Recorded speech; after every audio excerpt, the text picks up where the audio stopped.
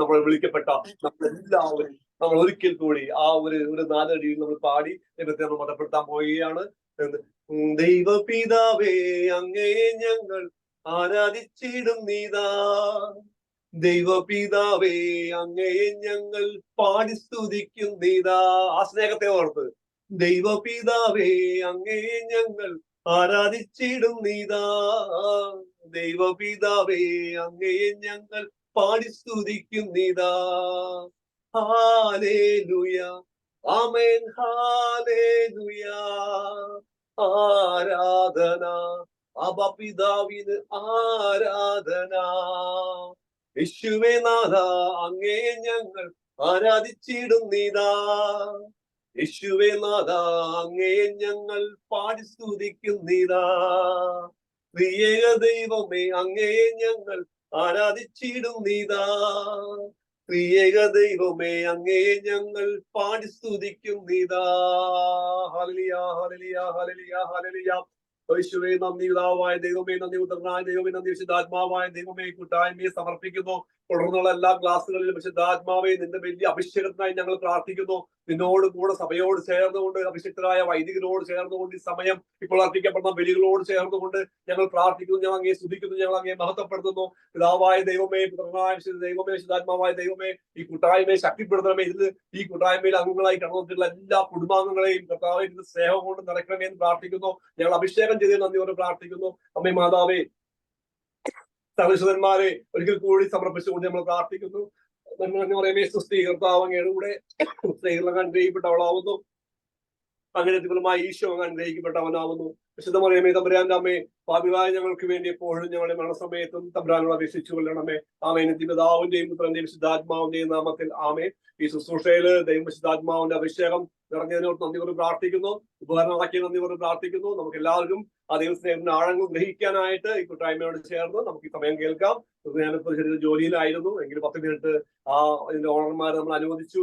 ആ ദൈവത്തെ മഹത്വപ്പെടുത്തുക എന്നുള്ളതാണ് നമ്മുടെ ലക്ഷ്യം. നമുക്ക് എല്ലാവർക്കും ഒന്ന് ചേർന്ന് ദൈവത്തെ മഹത്വപ്പെടുത്താൻ ദൈവം അനുഗ്രഹിക്കട്ടെ. പിതാവിന്റെയും പുത്രന്റെയും വിശുദ്ധാത്മാവിന്റെയും നാമത്തിൽ ആമേൻ. God bless you, God bless you all. ആമേൻ. നമ്മുടെ പ്രാർത്ഥന ഒരുമിച്ച് പ്രാർത്ഥിച്ച് നമുക്ക് മുന്നോട്ട് പോകാം. അവിൻ, എന്നെ കാത്തു സൂക്ഷിക്കാൻ ദൈവത്താൽ നിയോഗിക്കപ്പെട്ട എൻ്റെ കാവൽ മാലാഖയെ, ഈ ലോകത്തിൽ ദൈവസ്നേഹാനുഭവത്തിൽ നിറഞ്ഞ് ദൈവഹിതം അനുസരിച്ച് ജീവിച്ചുകൊണ്ട് സുവിശേഷമേകാനും അങ്ങനെ നിത്യതയിൽ ദൈവസന്നിധിയിൽ എത്തിച്ചേരാനും ഞങ്ങളെ സഹായിക്കണമേ. നന്മ ചെയ്യാൻ ശക്തി പകരുന്ന തിരുക്കുടുംബമേ, ഞങ്ങളിൽ നന്മ വളരാൻ കൃപയേകണമേ. ആമേൻ. താങ്ക് യു ഷിബി ചേട്ടാ, താങ്ക് യു ഉർലിൻ ചേട്ടാ. ഉർലിൻ ചേട്ടൻ്റെ പ്രൈസ് ആൻഡ് വർഷിപ്പ് പ്രത്യേകമായി നന്ദി പറയുന്നു. എന്നും ചേട്ടൻ്റെ പ്രൈസ് ആൻഡ് വർഷിപ്പ് ഞങ്ങളെപ്പോലുള്ള ലീഡേഴ്സ് എന്നും ഞങ്ങൾക്ക് പ്രചോദനമായിരിക്കും. കൂടെ ഇന്ന് നമ്മുടെ ക്ലാസ് ദൈവസ്നേഹവും കുടുംബവും എന്ന വിഷയത്തെ പറ്റിയാണ്. ക്ലാസ് എടുക്കുന്നത് ജോഷി മയ്യാറ്റിലച്ചനും കൂടാതെ ഷിബി ചേട്ടനുമാണ് ക്ലാസ് എടുക്കുന്നത്. കൂടാതെ എനിക്ക് 2-3 പോയിന്റ് അതിനെപ്പറ്റി പറയാനുള്ളത്. നമുക്കറിയാം, ജോൺ യോഹന്നാൻ പറഞ്ഞൊക്കെ നമുക്കറിയാം. എന്തെന്നാൽ അവന് വിശ്വസിക്കുന്ന ഏവനും നശിച്ചു പോകാതെ നിത്യജീവൻ പ്രാപിക്കുന്നതിന് വേണ്ടി തൻ്റെ ഏകജാതനെ നൽകാൻ തക്കവത്തും ദൈവം ലോകത്തെ അത്രമാത്രം സ്നേഹിച്ചു. ഈ ലോകത്ത് ഒത്തിരിയേറെ ആചാരങ്ങളും ദൈവങ്ങളും ഉണ്ടെങ്കിലും സ്വന്തം ഏകജാതനെ തന്ന് സ്നേഹിച്ച ദൈവം നമ്മുടെ ദൈവം മാത്രമാണ്. കൂടാതെ ദാസന്മാരായി മാത്രം ഇരിക്കാതെ സഹോദരങ്ങളെന്ന് വിളിക്കുന്നതായിട്ട് നമുക്ക് കാണാൻ പറ്റും. ഞാൻ നിങ്ങളോട് കൽപ്പിക്കുന്നത് നിങ്ങൾ ചെയ്യുന്നെങ്കിൽ നിങ്ങൾ എൻ്റെ സ്നേഹിതരാണ്. ഇനി ഞാൻ നിങ്ങളെ ദാസന്മാർ എന്ന് വിളിക്കുകയില്ല, കാരണം യജമാനൻ ചെയ്യുന്നതെന്നും ദാസൻ അറിയുന്നില്ല. എന്നാൽ ഞാൻ നിങ്ങളെ സ്നേഹിതന്മാരെന്ന് വിളിച്ചു, എന്തെന്നാൽ എൻ്റെ പിതാവിൽ നിന്ന് കേട്ടതെല്ലാം നിങ്ങളെ ഞാൻ അറിയിച്ചു. ഇത്രമാത്രം മനുഷ്യരോട് ഇടപഴകുന്ന ദൈവം നമ്മുടെ ദൈവം മാത്രമാണെന്നുള്ളത് നമുക്ക് മനസ്സിലാക്കാൻ പറ്റും.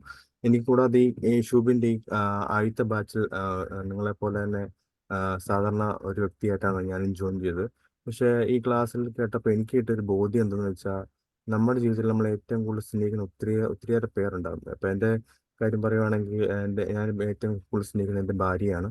പക്ഷെ എൻ്റെ ഭാര്യക്ക് എന്നോട് നല്ല സ്നേഹമുണ്ടെങ്കിൽ പോലും ഭാര്യ ഒരിക്കലും ഭാര്യമാരോട് ചെയ്യാൻ പാടില്ലാത്ത ചില പാപങ്ങളുണ്ട് അല്ലേ. നമ്മൾ ആ പാപം നമ്മൾ ഭാര്യയോട് ചെയ്തു. ചിലപ്പോൾ ആദ്യത്തെ പ്രാവശ്യം ഒന്ന് ക്ഷമിക്കുമായിരിക്കും, രണ്ടാമത്തെ പ്രാവശ്യം ഒന്നും കൂടി ചെയ്തു, പിന്നെ 2-3 പ്രാവശ്യം ചെയ്തു. അപ്പോഴേക്കും മാക്സിമം ക്ഷമിക്കുമായിരിക്കും.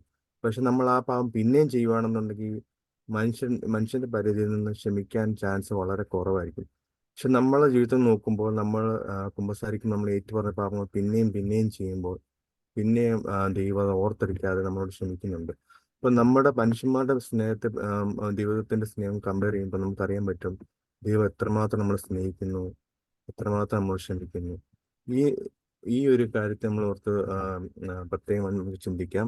നമ്മുടെ ഈ ലോകത്തുള്ള ഏതൊരു വ്യക്തി നമ്മളെ സ്നേഹിക്കുന്നതിന് കൂടുതലുമായിട്ട് ദൈവം നമ്മളെ സ്നേഹിക്കുന്നു. ഇനി അടുത്തതായിട്ട് ടെസ്റ്റ് മണി പറയാൻ വേണ്ടി റീത്ത ചേച്ചി ക്ഷണിക്കുന്നു.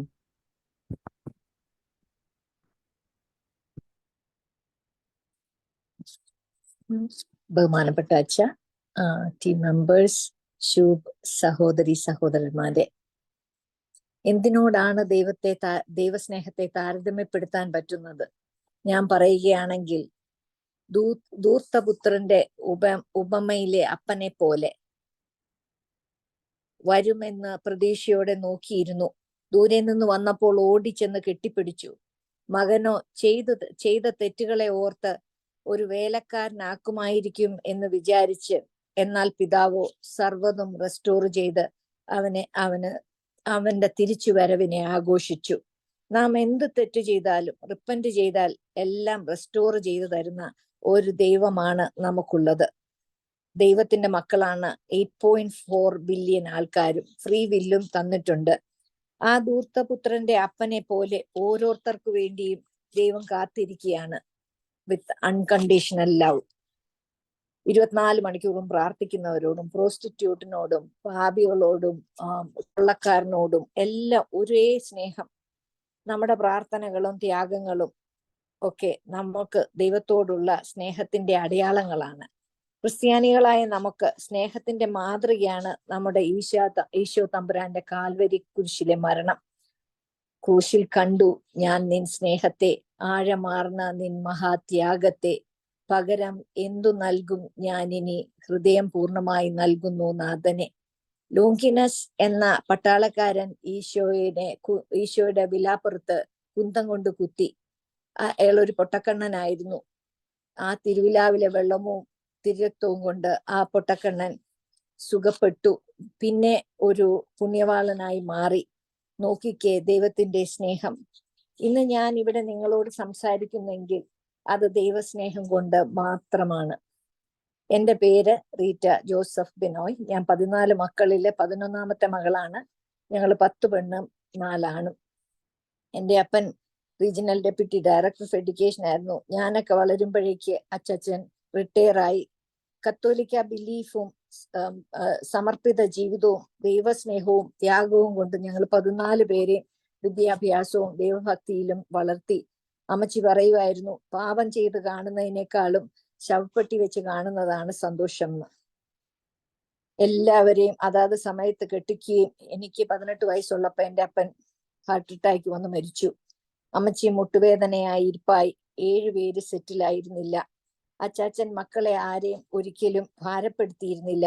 കെട്ടിച്ചു വിട്ടവരൊക്കെ അവരവരുടെ കുടുംബങ്ങൾ നോക്കണം, പഠിക്കുന്നവർ പഠിച്ചു കൊള്ളണം നിർബന്ധമായിരുന്നു. ദൈവകൃപയാൽ ബാക്കി 7 പേരും പുറകാലെ സെറ്റിലായി. എല്ലാ ദിവസവും അമ്മച്ചിയും അച്ചാച്ചനും പള്ളിയിൽ കുർബാനയ്ക്ക് പോവായിരുന്നു.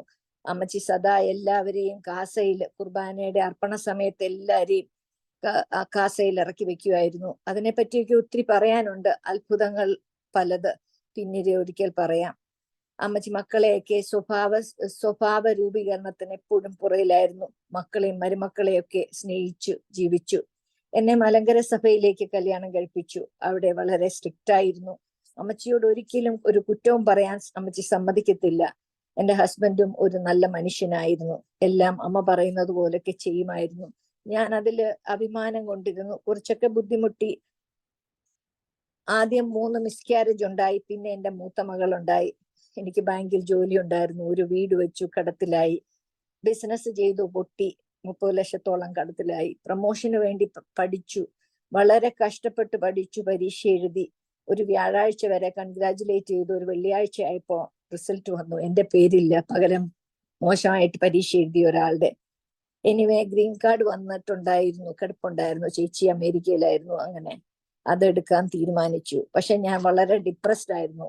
എന്റെ ഈശോ, എന്നെ അറിയാവുന്ന എന്റെ ഈശോ എന്നെ അനുഗ്രഹിച്ചു. ഞാൻ വീണ്ടും പ്രഗ്നന്റ് ആയി. ഒരിക്കലും പ്രതീക്ഷിച്ചില്ല അങ്ങനെ ഇനി എനിക്കൊരു കൊച്ചുങ്ങൾ ഉണ്ടാവുമെന്ന്. അപ്പോ എന്റെ ഡിപ്രഷൻ മാറി. ഇങ്ങനെ കുഞ്ഞുണ്ടായതിനു ശേഷം അമേരിക്കയിലെത്തി, ഹൂസ്റ്റണിൽ വന്നു. അവിടെ നിന്ന് എന്റെ ഹസ്ബൻഡിന് ജോലി കിട്ടി, റോച്ചസ്റ്ററിൽ വന്നു. ഒരുത്തരെയും പരിചയമില്ല, ഒരു ബന്ധക്കാരില്ല. ഞങ്ങൾ തന്നെ ഇനിഷ്യേറ്റീവ് ഒരു കമ്മ്യൂണിറ്റിയൊക്കെ ഉണ്ടാക്കിയെടുത്തു. എനിക്കൊരു ജോലിയായി. ഒന്ന് ജീവിക്കാൻ തുടങ്ങിയപ്പോഴേക്ക് എന്റെ ഹസ്ബൻഡിന് 4th സ്റ്റേജ് ക്യാൻസർ ഡയഗ്നോസ് ചെയ്തു. 8 മാസം കഴിഞ്ഞപ്പോൾ മരിച്ചും പോയി. സിറ്റിസൺഷിപ്പ് എടുക്കാനായിട്ട് എനിക്ക് ഭയങ്കര മടിയായിരുന്നു. ഹസ്ബൻഡ് എടുക്കണമെന്ന് നിർബന്ധിച്ചു. അങ്ങനെ ഞാൻ എടുത്തു. ഇന്ത്യൻ പാസ്പോർട്ടും ഇല്ല, അമേരിക്കൻ പാസ്പോർട്ടും ഇല്ല. അങ്ങനെ എന്റെ ഹസ്ബൻഡിനെ ഇവിടെ അടക്കേണ്ടി വന്നു. അന്ന് പുള്ളിക്ക് 45 വയസ്സായിരുന്നു. എന്റെ മക്കൾക്ക് 7 വയസ്സും 14 വയസ്സും. എനിക്ക് ഞാൻ മാത്രമേ പറയത്തുള്ളായിരുന്നു ഹി വിൽ ബി ഹീൽഡ്. ഞാൻ എല്ലാവരോടും അങ്ങനെ പറയുമായിരുന്നു. അപ്പൊ പിന്നെ എനിക്ക് ദൈവത്തോട് പിണക്കമായി. എന്തിനാണ് എനിക്ക് ഈ വിശ്വാസം തന്നത്, he is going to be healed എന്ന്. പിന്നെ ചിന്തിക്കാൻ തുടങ്ങി, മരിക്കുമെന്ന് അറിയാമായിരുന്നെങ്കിൽ എന്തു ചെയ്യുമായിരുന്നു. അപ്പോഴാണ് എനിക്ക് മനസ്സിലായത്, എനിക്ക് വല്ല ഭ്രാന്തോ, എനിക്ക് ഹാർട്ട് അറ്റാക്കോ വന്ന് മരിക്കും, പിന്നെ എൻ്റെ മക്കളെ നോക്കാൻ ആരില്ല. അതുകൊണ്ട് എൻ്റെ ദൈവം എന്നെ ബ്ലൈൻഡ് ചെയ്യിച്ചതാന്ന് എനിക്ക് മനസ്സിലായി. 1998 ഡിസംബറിൽ ഞാൻ എൻ്റെ ചിറ്റമ്മയെ കാണാനായിട്ട് ന്യൂയോർക്കിൽ ചെന്നപ്പോ ചിറ്റമ്മ എന്നോട് പറഞ്ഞു, അപ്പാപ്പൻ മരിച്ചു. 5 കൊല്ലത്തോളം ഞാൻ ഡിപ്രഷനിലായിരുന്നു.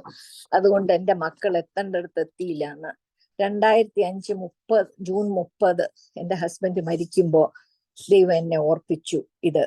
അപ്പൊ ഞാൻ എന്നോട് തന്നെ പറഞ്ഞു, I can not afford to be depressed. പലരും എന്നോട് പറയുമായിരുന്നു, മരിക്കും മരിക്കും. എനിക്ക് ഭയങ്കര അരിശമായിരുന്നു. ഹോസ്പിസ് കെയർ എന്തുവാന്ന് എനിക്ക് അറിയില്ലായിരുന്നു. ഹസ്ബൻഡ് ജോലി പോയിരിക്കുകയായിരുന്നു. ആ സമയത്താണ് അസുഖമായത്. ഞാൻ ജോലി നോക്കാൻ സമ്മതിച്ചുമില്ല. Anyway financially also very very bad situation. എനിക്ക് ഡ്രൈവിങ് നേരെ അറിയത്തില്ല. ഡ്രൈവ് ചെയ്യും, വീട്ടിൽ നിന്ന് നേരെ പോകാൻ അറിയാൻ തിരിച്ചു വരാം. അങ്ങനെ ഒരു ഡയറക്ഷൻ ഒന്നും നേരെ മനസ്സിലാകത്തില്ല. അപ്പനും അമ്മയും ഇല്ല, അമ്മായപ്പനും അമ്മായിയമ്മയും വന്നിട്ട് പോയി. ഇത്രയും കാലം ദൈവം നടത്തി. ദൈവം പല കാര്യങ്ങൾ പറഞ്ഞു തന്നു, കൈ പിടിച്ച് നടത്തി. ഇന്ന് എൻ്റെ മൂത്ത മകള് ഡോക്ടറാണ്. ഡോക്ടറെ കല്യാണം കഴിച്ചു. 2 കൊച്ചുമക്കളുണ്ട്. ഇളയ മകള് സൗത്ത് വെസ്റ്റിന് വേണ്ടി വർക്ക് ചെയ്യുന്നു. അവളുടെയും കല്യാണമായി.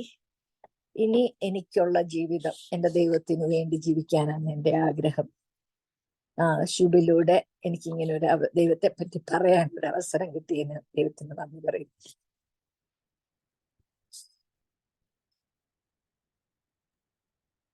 താങ്ക് യു ചെറുത്ത ചേച്ചി. അടുത്തതായി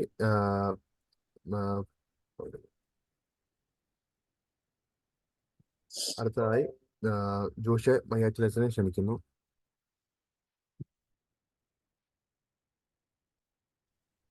താങ്ക് യു. ഈശോ മിശിഹായ്ക്ക് സ്തുതിയായിരിക്കട്ടെ. നമ്മള് എത്ര സുന്ദരമായ ഒരു സാക്ഷ്യമാണ് നമ്മളിപ്പോൾ കേട്ടത്. ചേച്ചി റീത്ത ചേച്ചി എന്നാണ് പേര് കണ്ടത്. ജീവിതത്തിന്റെ വലിയ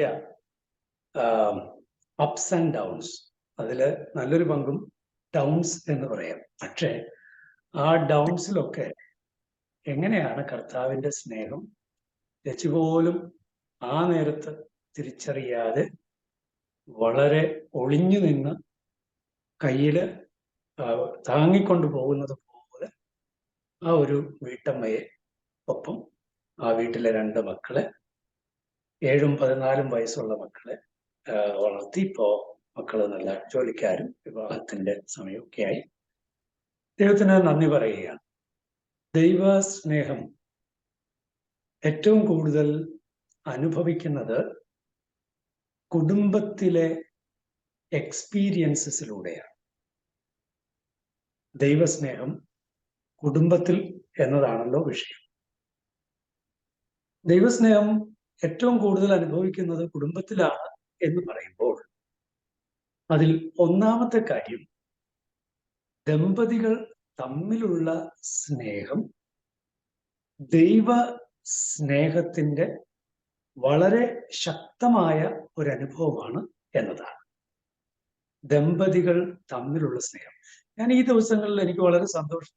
നമ്മുടെ പിന്നീട് കഴിഞ്ഞല്ലേ ഉള്ളൂ, 14-ാം തീയതി ഫെബ്രുവരി 14, വാലന്റൈൻസ് ഡേ. വാലന്റൈൻസ് ഡേക്ക് പണ്ടൊക്കെ പൊതുവെ വാലന്റൈൻസ് ഡേ അങ്ങനെ കാമുകന്മാരൊക്കെ ഉള്ള ഒരു കൺസെപ്റ്റിൽ അങ്ങനെ അല്പം അത് നെഗറ്റിവിറ്റി അതിൽ കടന്നു വന്നു എന്നുള്ളൊരു ഭയം എനിക്കുണ്ടായിരുന്നു. അത് ശരിയുമായിരുന്നു എന്ന് തോന്നുന്നു. പക്ഷേ ഇപ്രാവശ്യം ഞാൻ ശ്രദ്ധിച്ച ഒരു കാര്യം, ഈ സോഷ്യൽ മീഡിയയിൽ, ഞാനിപ്പോ സോഷ്യൽ മീഡിയയിൽ ആക്റ്റീവാണ്, സോഷ്യൽ മീഡിയയിൽ കപ്പിള് ഈ വർഷം സാധാരണ വർഷങ്ങളിൽ ഉണ്ടാകുന്നതിനേക്കാൾ കൂടുതൽ കപ്പിളിന്റെ പ്രസൻസ് ഉണ്ടായിരുന്നു. അതായത് ഫെബ്രുവരി 14-ാം തീയതി ആയപ്പോൾ എനിക്ക് പരിചയമുള്ള കുറേ ചെറുപ്പക്കാരുണ്ട്. ഞാൻ അച്ഛനായി കഴിഞ്ഞ് ആ വർഷം 95-ല് ഒക്കെ എൻ്റെ കൂടെയൊക്കെ ഉണ്ടായിരുന്ന കൊച്ചുപിള്ളേർ, അന്നത്തെ മിഷൻ ലീഗുകാരൊക്കെ അവര് പിന്നീട് കല്യാണമൊക്കെ കഴിച്ച് അവര് ആ ഒരു വാലന്റൈൻസ് ഡേക്ക് ഞങ്ങളിതാ വാലന്റീനിയൻസ് ആണ്, 14 വർഷമായി 20 വർഷമായി എന്നൊക്കെ പറഞ്ഞ് ഓരോരുത്തര് സോഷ്യൽ മീഡിയയിൽ ആ ഫോട്ടോസ് ഇടുന്നത് എനിക്ക് വളരെ സന്തോഷം. ഞാൻ പറയുന്നത്, ഈ വാലന്റൈൻസ് ഡേക്ക് ഇത്തരത്തിലുള്ള ഫോക്കസ് നമ്മൾ കുടുംബങ്ങള് സ്ട്രോങ് ആയിട്ട് കൊടുക്കണം. ഈ പറയുന്ന കപ്പിള് മുന്നോട്ട് വരണം. ഞങ്ങളിതാ പ്രണയത്തിലാണ്. കർത്താവ് ഞങ്ങളിൽ നിക്ഷേപിച്ച പ്രണയം, പരസ്പരമായ സ്നേഹം, കർത്താവ് ആദ്യം മുതലേ ഞങ്ങളെ അവിടുത്തെ മനസ്സിൽ ഒന്നിപ്പിച്ചു. അത് ഞങ്ങളിതാ പിന്നീട് തിരിച്ചറിഞ്ഞ് ഇതാ ഞങ്ങളുടെ ജീവിതം മുന്നോട്ട് പോകുന്നു. ശരിയാണ്, പ്രശ്നങ്ങൾ, പ്രതിസന്ധികൾ, തെറ്റിദ്ധാരണകൾ, ബന്ധവിച്ഛേദങ്ങൾ, ദേഷ്യം, വഴക്ക്, എന്തൊക്കെ കാര്യങ്ങളൊക്കെ ഉണ്ടാവാം. പക്ഷെ അതിൻ്റെ മധ്യേ ഒന്ന് മാത്രമേ യാഥാർത്ഥ്യമായിട്ടുള്ളൂ, that you love each other. അപ്പോഴ് ആ ഒരു സത്യം, അത് നിലയ്ക്കാത്ത സത്യം, ശ്വാസം നിലയ്ക്കുന്നത് വരെ നിലയ്ക്കാത്ത സത്യമാണ് ആ ദമ്പതികൾക്കിടയിലുള്ള സ്നേഹത്തിന്റെ ആ ഒരു ദൈവിക ഭാവം. ആരോ മ്യൂട്ട് ചെയ്യാനുണ്ട്, മ്യൂട്ട് ചെയ്യണമെന്ന് അഭ്യർത്ഥിക്കുന്നു. ഓക്കെ, ശരി. അപ്പോഴ് നമ്മള് ഒന്നാമതായി പറഞ്ഞത് ദമ്പതികൾ തമ്മിലുള്ള സ്നേഹമാണ്, ദൈവസ്നേഹം കുടുംബത്തിൽ എന്നുള്ളത്. സത്യത്തിൽ ദമ്പതികൾ തമ്മിലുള്ള സ്നേഹം നോക്കൂ, ദൈവത്തിന്റെ സ്നേഹം നിങ്ങൾക്കറിയാം. ഗോഡ് ഈസ് ലവ് എന്നുള്ള ആ സെയിന്റ് ജോണിന്റെ സ്റ്റേറ്റ്മെന്റ്, ഗോഡ് ഈസ് ലവ് എന്നുള്ള സെയിന്റ് ജോണിന്റെ സ്റ്റേറ്റ്മെന്റിന് ദൈവശാസ്ത്രത്തിൽ പിന്നീട് ഈ പറയുന്ന ഗോഡ് ഈസ് ലവ് എന്നുള്ളതിന്റെ അർത്ഥം ഗോഡ് ഈസ് ട്രിനിറ്റി എന്നാണെന്ന് കണ്ടെത്തി. God is Trinity. പക്ഷേ ഗോഡ് ഈസ് ട്രിനിറ്റി എന്ന് പറയുമ്പോൾ ആ പിതാവ്, പുത്രൻ, പരിശുദ്ധാത്മാവ്, ഒരു ദൈവമേ ഉള്ളൂ, പക്ഷെ 3 ആളുകൾ. പക്ഷെ ആ 3 ആളുകൾക്കിടയിൽ വലിയ സ്നേഹം. പക്ഷേ ഈ സ്നേഹം നമുക്ക് അനുഭവവേദ്യമായത്, അല്ലെങ്കിൽ പുറത്തേക്ക് അനുഭവവേദ്യമായത് സൃഷ്ടിയിലൂടെയാണ്. ശരിയാ, ദൈവത്തിന്റെ സ്നേഹം കവിഞ്ഞൊഴുകിയതിന്റെ പേരാണ് സൃഷ്ടി. അതുകൊണ്ടാണ് നമ്മൾ ഈ ചുറ്റും നോക്കുമ്പോൾ ദൈവത്തിന്റെ സ്നേഹം സുന്ദരമായി നമുക്ക് കാണാൻ കഴിയുന്നത്. നമ്മയൊക്കെ സൃഷ്ടിക്കുന്നതിന് മുൻപേ തന്നെ ദൈവം എത്രയോ സ്നേഹത്തോടെ നമുക്ക് വേണ്ടി ഈ പ്രപഞ്ചം സൃഷ്ടിച്ചു, ഈ വായു സൃഷ്ടിച്ചു, ഈ ജലം സൃഷ്ടിച്ചു, ഈ മൃഗങ്ങളെയും പക്ഷികളെയും മത്സ്യങ്ങളെയും സൃഷ്ടിച്ചു, ഈ നദികളെ സൃഷ്ടിച്ചു, ഈ സൗന്ദര്യം സൃഷ്ടിച്ചു. എത്ര സ്നേഹത്തോടെ ദൈവം എല്ലാം ക്രമപ്പെടുത്തി. പ്രിയപ്പെട്ടവരെ, അതുകൊണ്ട് തന്നെ നോക്കൂ, സൃഷ്ടി ദൈവ സ്നേഹത്തിന്റെ വഴിഞ്ഞൊഴുക്കാണ്. കുടുംബത്തിലേക്ക് വരിക, ദമ്പതികളുടെ പരസ്പര സ്നേഹത്തിന്റെ ഏറ്റവും നമ്പർ 1 ആയിട്ടുള്ള ഒരു തെളിവാണ് അവരുടെ മക്കള്. സ്നേഹത്തിൽ ജനിക്കുന്ന മക്കൾ. ദൈവസ്നേഹം കുടുംബത്തിൽ എന്നുള്ളതാണല്ലോ വിഷയം. എങ്കിൽ നിങ്ങളുടെ മക്കളെ നോക്കിയിട്ട് പറയൂ, ദൈവസ്നേഹം ഞങ്ങളിലൂടെ നിന്നെ രൂപപ്പെടുത്തി. ഞങ്ങളുടെ സ്നേഹത്തിലൂടെ ദൈവത്തിന്റെ സ്നേഹം നിന്നെ രൂപപ്പെടുത്തി. സത്യത്തിൽ ദൈവത്തിന്റെ സ്നേഹമെന്നും ഞങ്ങളുടെ സ്നേഹമെന്നും നിങ്ങളുടെ സ്നേഹമെന്നും ഒക്കെ പറഞ്ഞ് തിരിക്കാനുള്ള വകുപ്പില്ല എന്നതാണ് യാഥാർത്ഥ്യം. സ്നേഹം ഒന്നേയുള്ളൂ.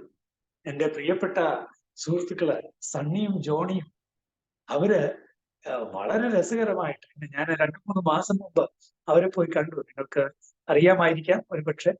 പാഞ്ചാലിമേട്ടില് നല്ല തണ്ണി, ഇടുക്കി പരിസരത്ത്, കാഞ്ഞിരപ്പള്ളി പരിസരത്ത്. ഓക്കെ, അപ്പോ നല്ല തണ്ണി പാഞ്ചാലിമേട്ടില് വർഷങ്ങളായിട്ട് അവിടെ കാട്ടിൽ താമസിക്കുന്ന എൻ്റെ പ്രിയപ്പെട്ട സുഹൃത്തുക്കള്, അവര് എന്നോടൊപ്പം സെമിനാറിലായിരുന്നു. ഫിലോസഫിയിൽ ഞങ്ങൾ 3 വർഷം ഒന്നിച്ച് പഠിച്ചു. എൻ്റെ വളരെ പ്രിയപ്പെട്ട സുഹൃത്തുക്കളായിരുന്നു. Holy men, studious men, intelligent men. അത്തരത്തിൽ വലിയ അപ്രീസിയേഷൻ ഉണ്ടായിരുന്നു. പക്ഷേ അവർക്ക് ഫിലോസഫി കാലത്ത് തന്നെ വലിയ അസ്വസ്ഥത. അവര് തൃപ്തരല്ല. നോ, ഇത് പോരാ പോരാ പോരാ. ഫ്രാൻസിസ്കൻസ് ആണ്, കോൾബേ ആശ്രമത്തിലാണെന്ന് ഓർക്കണം. പക്ഷെ പോരാ പോരാ പോരാ. അപ്പോഴ് തിയോളജി എത്തി. തിയോളജിയില് ഫസ്റ്റ് സെമിസ്റ്റർ ആയപ്പോ ആദ്യം എനിക്ക് തോന്നുന്നത് സണ്ണി അങ്ങോട്ട് പോയി. 3 മാസം കഴിഞ്ഞില്ല, ജോണിയും പോയി. ഞങ്ങൾക്കൊക്കെ സങ്കടമായി. പ്രിയപ്പെട്ടവരെ, സത്യത്തിൽ അവര് സ്നേഹത്താൽ നിറഞ്ഞ് ദൈവസ്നേഹത്തിന്റെ ആഴങ്ങൾ അനുഭവിക്കാനായിട്ട് അവരുടെ ഉള്ളിൽ തോന്നിയ ശക്തമായ ആ പ്രചോദനം, പ്രേരണ, അതിന് കീഴടങ്ങിയാണ് അവർ പോയത്. ഇപ്പോ ഞാൻ 2 മാസം മുമ്പ് അവരെ കാണുമ്പോൾ ഇതിനിടക്ക് ഒരു പുസ്തകം സണ്ണി എഴുതി ഞാൻ ഓർക്കുന്നു, ഡാൻസിങ് ലവ്. സുന്ദരമായിട്ട് ഡാൻസിങ് ലവ്, സ്നേഹത്തിന്റെ എക്സ്പേർട്സ് ആയിട്ട് അവർ മാറുകയാണ്. ദ തിയോളജി ഓഫ് ലവ്, അതിന്റെ എക്സ്പേർട്സ് ആയിട്ട് എൻ്റെ പ്രിയ സുഹൃത്തുക്കൾ മാറുകയാണ്. ഞാനിപ്പോ പറയാൻ ഉദ്ദേശിച്ച 2-3 മാസം മുമ്പ് അവരെ കണ്ട സമയത്ത് അവര് പങ്കുവെച്ച കാര്യങ്ങൾ മറക്കാനാവില്ല. ചോദിച്ച there is only one love. അതാണ്, there is only one love. നിങ്ങള് യോഹന്നാന്റെ സുവിശേഷം 15-ാം അധ്യായം നടത്തി, യോഹന്നാൻ 15. ഇവർക്ക് വലിയ ശക്തമായ പ്രേരണ ഉണ്ടായിരുന്ന ഇതാണ്. 13 മുതൽ 17 വരെ വായിക്കുക. John 13 to 17 chapters. അതിങ്ങനെ വായിക്കുക 10,000 പ്രാവശ്യത്തോളെങ്കിലും അത് വായിച്ചിട്ടുണ്ടാവുന്നതാണ് പറയുന്നത്. വായിച്ച് എന്തിനാ വായിക്കണം അറിഞ്ഞത്? പക്ഷെ വായിച്ച് ഭ്രാന്തമായ വായിച്ച് ഒടുവില് യോഹന്നാൻ 15 ഒരു ദിവസം ഇവരുടെ കണ്ണ് ഉടക്കി. യോഹന്നാൻ 15:9 ഇവരുടെ കണ്ണുടക്കി. പിതാവ് എന്നെ സ്നേഹിച്ചതുപോലെ ഞാനും നിങ്ങളെ സ്നേഹിച്ചു. പിതാവ് എന്നെ സ്നേഹിച്ചതുപോലെ, അതായത് ത്രിത്വത്തിലെ സ്നേഹം. പിതാവ് എന്നെ സ്നേഹിച്ചതുപോലെ ഞാനും നിങ്ങളെ സ്നേഹിച്ചു. നിങ്ങളാരാ? അപ്പോസ്തലന്മാര്, അല്ലെങ്കിൽ നമ്മള് മനുഷ്യര്. ഈശോ മനുഷ്യരെ സ്നേഹിച്ചത് ത്രിത്വത്തിലെ അതേ സ്നേഹം കൊണ്ടാണ്, അല്പം പോലും കുറഞ്ഞിട്ടില്ല. പിതാവ് പുത്രനെ എങ്ങനെ സ്നേഹിച്ചു, അങ്ങനെ തന്നെ പുത്രൻ നമ്മളെ സ്നേഹിച്ചു എന്ന്. അവര് ഇതവരുടെ കണ്ണും മനസ്സും ആത്മാവും ഒക്കെ തെളിയിച്ചു. ഭയങ്കര ലൈറ്റായി. ആ വെട്ടത്തില് അവർ വീണ്ടും ഭ്രാന്തമായ വായന, തിരുവചന വായന വായിച്ച് പിന്നീട് അവര് ഒരു ദിവസം പെട്ടെന്ന് 12 സ്റ്റക്കായി. യോഹന്നാൻ 15:12 വാക്യം. എന്താ സംഭവം? ഇതാണ് എന്റെ കൽപ്പന, ഞാൻ നിങ്ങളെ സ്നേഹിച്ചതുപോലെ നിങ്ങളും പരസ്പരം സ്നേഹിക്കണം. ഞാൻ നിങ്ങളെ സ്നേഹിച്ചതുപോലെ. എങ്ങനെയാ ഈശോ നമ്മെ സ്നേഹിച്ചത്? പിതാവ് എന്നെ സ്നേഹിച്ചതുപോലെ, പിതാവ് ഈശോയെ സ്നേഹിച്ചതുപോലെ. അപ്പോൾ നോക്കുക, ത്രിയേക ദൈവത്തിന്റെ സ്നേഹം, അതേ സ്നേഹം കൊണ്ടാണ് ഈശോ നമ്മെ സ്നേഹിച്ചിട്ടുള്ളത്. ഇനി നമ്മൾ പരസ്പരം സ്നേഹിക്കേണ്ടതോ ത്രിയേക ദൈവത്തിൽ അതേ സ്നേഹം കൊണ്ട് തന്നെ. അതുകൊണ്ടാണ് പറഞ്ഞത് ദൈവത്തിന്റെ സ്നേഹമൊന്നും നമ്മുടെ സ്നേഹമൊന്നും മറ്റുള്ളവരുടെ സ്നേഹമൊന്നും പറഞ്ഞ ഒരു വ്യത്യാസമില്ല. അതാണ് എന്റെ സുഹൃത്തുക്കള് പറഞ്ഞത്. പെട്ടെന്ന് ഞാൻ അവരെ ഓർത്തു ഞാനിത് പറഞ്ഞപ്പോഴേക്കും. അപ്പൊ സ്ഥിരീകരിക്കാണ് പ്രിയപ്പെട്ടവര്, ദൈവ സ്നേഹമാണ് കപ്പിളിന്റെ സ്നേഹം. ദൈവസ്നേഹം തന്നെയാണ്, തൃത്വത്തിലെ സ്നേഹം തന്നെയാണ് കുടുംബത്തിലെ മാതാപിതാക്കൾക്കും മക്കളോടുള്ള സ്നേഹം. തൃത്വത്തിലെ സ്നേഹം തന്നെയാണ് മക്കൾക്ക് പരസ്പരമുള്ള സ്നേഹം. തൃത്വത്തിലെ സ്നേഹം തന്നെയാണ് കുടുംബത്തിന് അയൽക്കാരോടുള്ള സ്നേഹം. ആ ദൈവത്തിന്റെ അതേ സ്നേഹം തന്നെയാണ് സഭയിലുള്ള സ്നേഹം, സമൂഹത്തിലുള്ള സ്നേഹം. one love. God is love, and wherever there is love, that is the love of God. ദൈവത്തിന്റെ സ്നേഹം മാത്രമേ ഉള്ളൂ. ആ ദൈവത്തിന്റെ സ്നേഹത്തിൽ മുങ്ങിക്കുളിക്കുകയാണ് മനുഷ്യൻ. കുടുംബത്തിലും അത് തന്നെ. പ്രിയപ്പെട്ടവർ, നിങ്ങള് മാതാപിതാക്കള്, നിങ്ങളെ മക്കളെ സ്നേഹിക്കുമ്പോൾ നോക്കൂ, ദൈവ സംസ്കാരമാണ് നിങ്ങൾ പകർന്നു കൊടുക്കുന്നത്. ദൈവ സംസ്കാരം, the culture of God, the culture of love. സത്യത്തിൽ കുടുംബം ദൈവ സംസ്കാരം അഥവാ സ്നേഹ സംസ്കാരം നാട്ടു വളർത്തി ലോകം മുഴുവൻ പടർത്താനുള്ള നഴ്സറിയാണ് കുടുംബം. അപ്പന്റെയും അമ്മയുടെയും കഷ്ടപ്പാട് ഇപ്പോ റിചിച്ച് പറഞ്ഞ ആ കാര്യം, മക്കൾക്ക് 7 വയസ്സും 14 വയസ്സുമുള്ള മക്കളെയും കൊണ്ടൊരു അമ്മ ജീവിക്കുക എന്നുള്ളത് ഒന്ന് ആലോചിച്ച് നോക്ക്. സ്നേഹ സംസ്കാരത്തിന്റെ വലിയ നടലാണ് അവിടെ സംഭവിച്ചിട്ടുള്ളത്. ആ മക്കൾക്കത് മറക്കാൻ കഴിയും. ഞാൻ ഇന്നലെ എൻ്റെ അമ്മായിയെ ഫ്യൂണറല് നടത്തി. ഇന്നലെ മിനിയാന്ന് രാത്രി. അമ്മായി എന്ന് പറഞ്ഞാൽ എൻ്റെ അപ്പച്ചൻ്റെ ഏക പെങ്ങള്. അമ്മായിയെ കുറിച്ച് ഓർക്കുമ്പോ എൻ്റെ മനസ്സിൽ വരുന്ന കാര്യം, എന്തൊരു സ്നേഹമാണ് ഈ അമ്മായിക്ക്.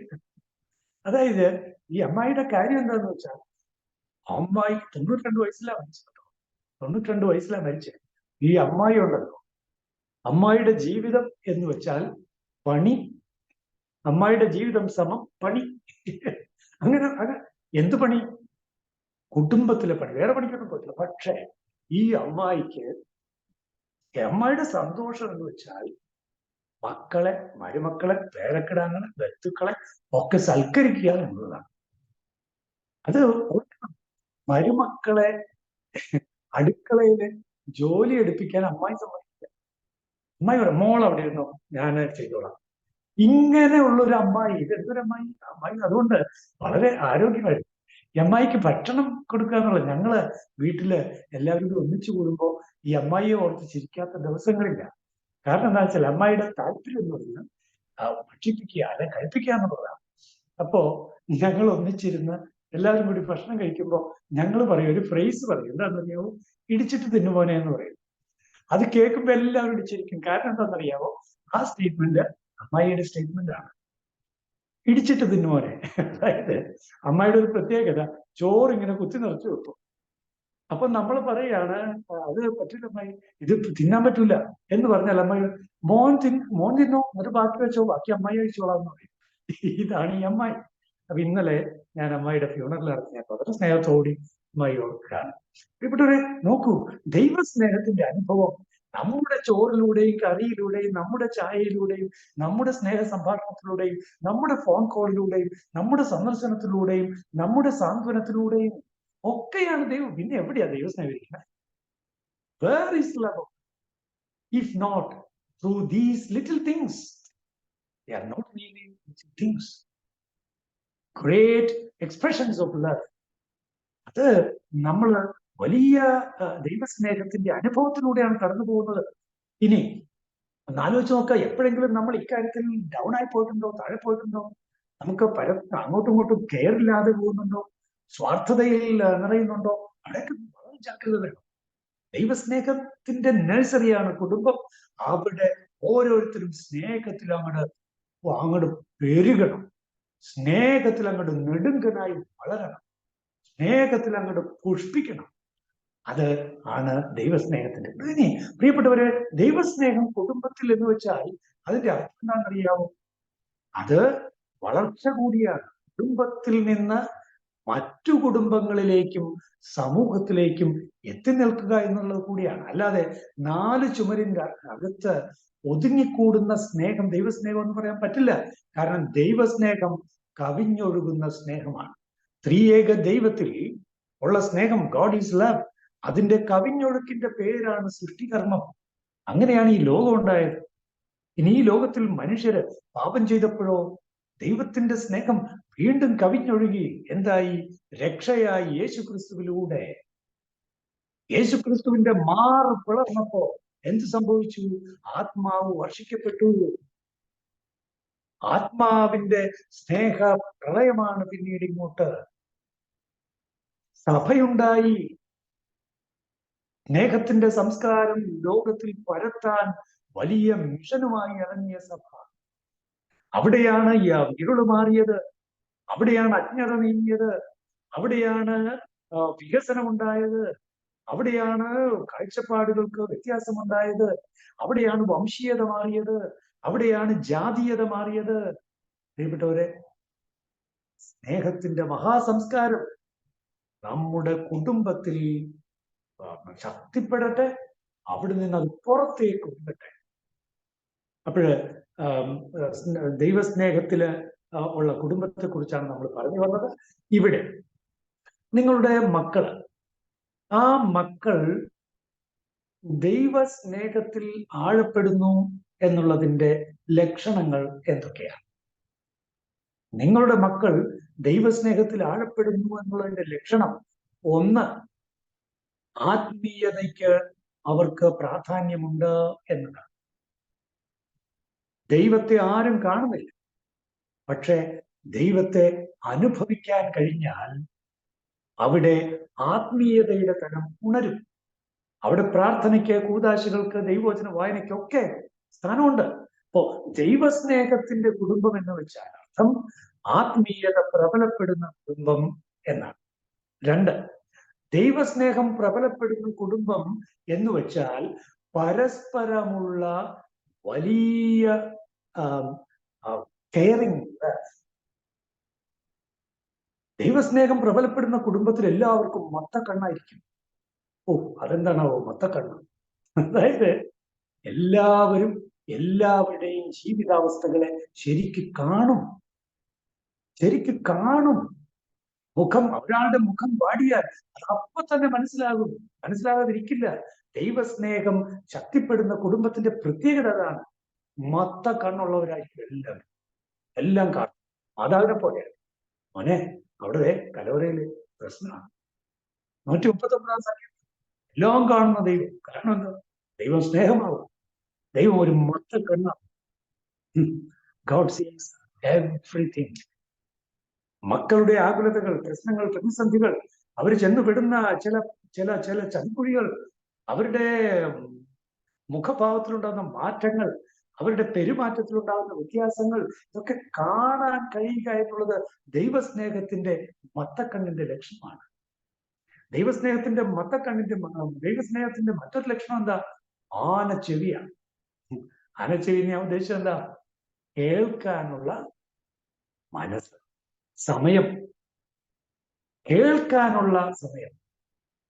ഈ ദൈവസ്നേഹം ഒത്തിരി നിറഞ്ഞെടുത്ത് ഒത്തിരി വാക്കുകൾ ഉണ്ടാവില്ല, മറിച്ച് ഒത്തിരി കാതായിരിക്കും ഉണ്ടാവുക. അധരമല്ല, മറിച്ച് കാതായിരിക്കും. കേൾക്കാൻ മനസ്സ്. അവൻ അല്ലെങ്കിൽ അവൾ പറയുന്നത് സത്യത്തിൽ അവനിപ്പോ പറയുന്നതല്ല അവൻ ഉദ്ദേശിക്കുന്നത്. അവൻ അതിന് പിന്നിൽ മറച്ചു വെച്ചിട്ടുള്ള ചില കാര്യങ്ങളുണ്ട്.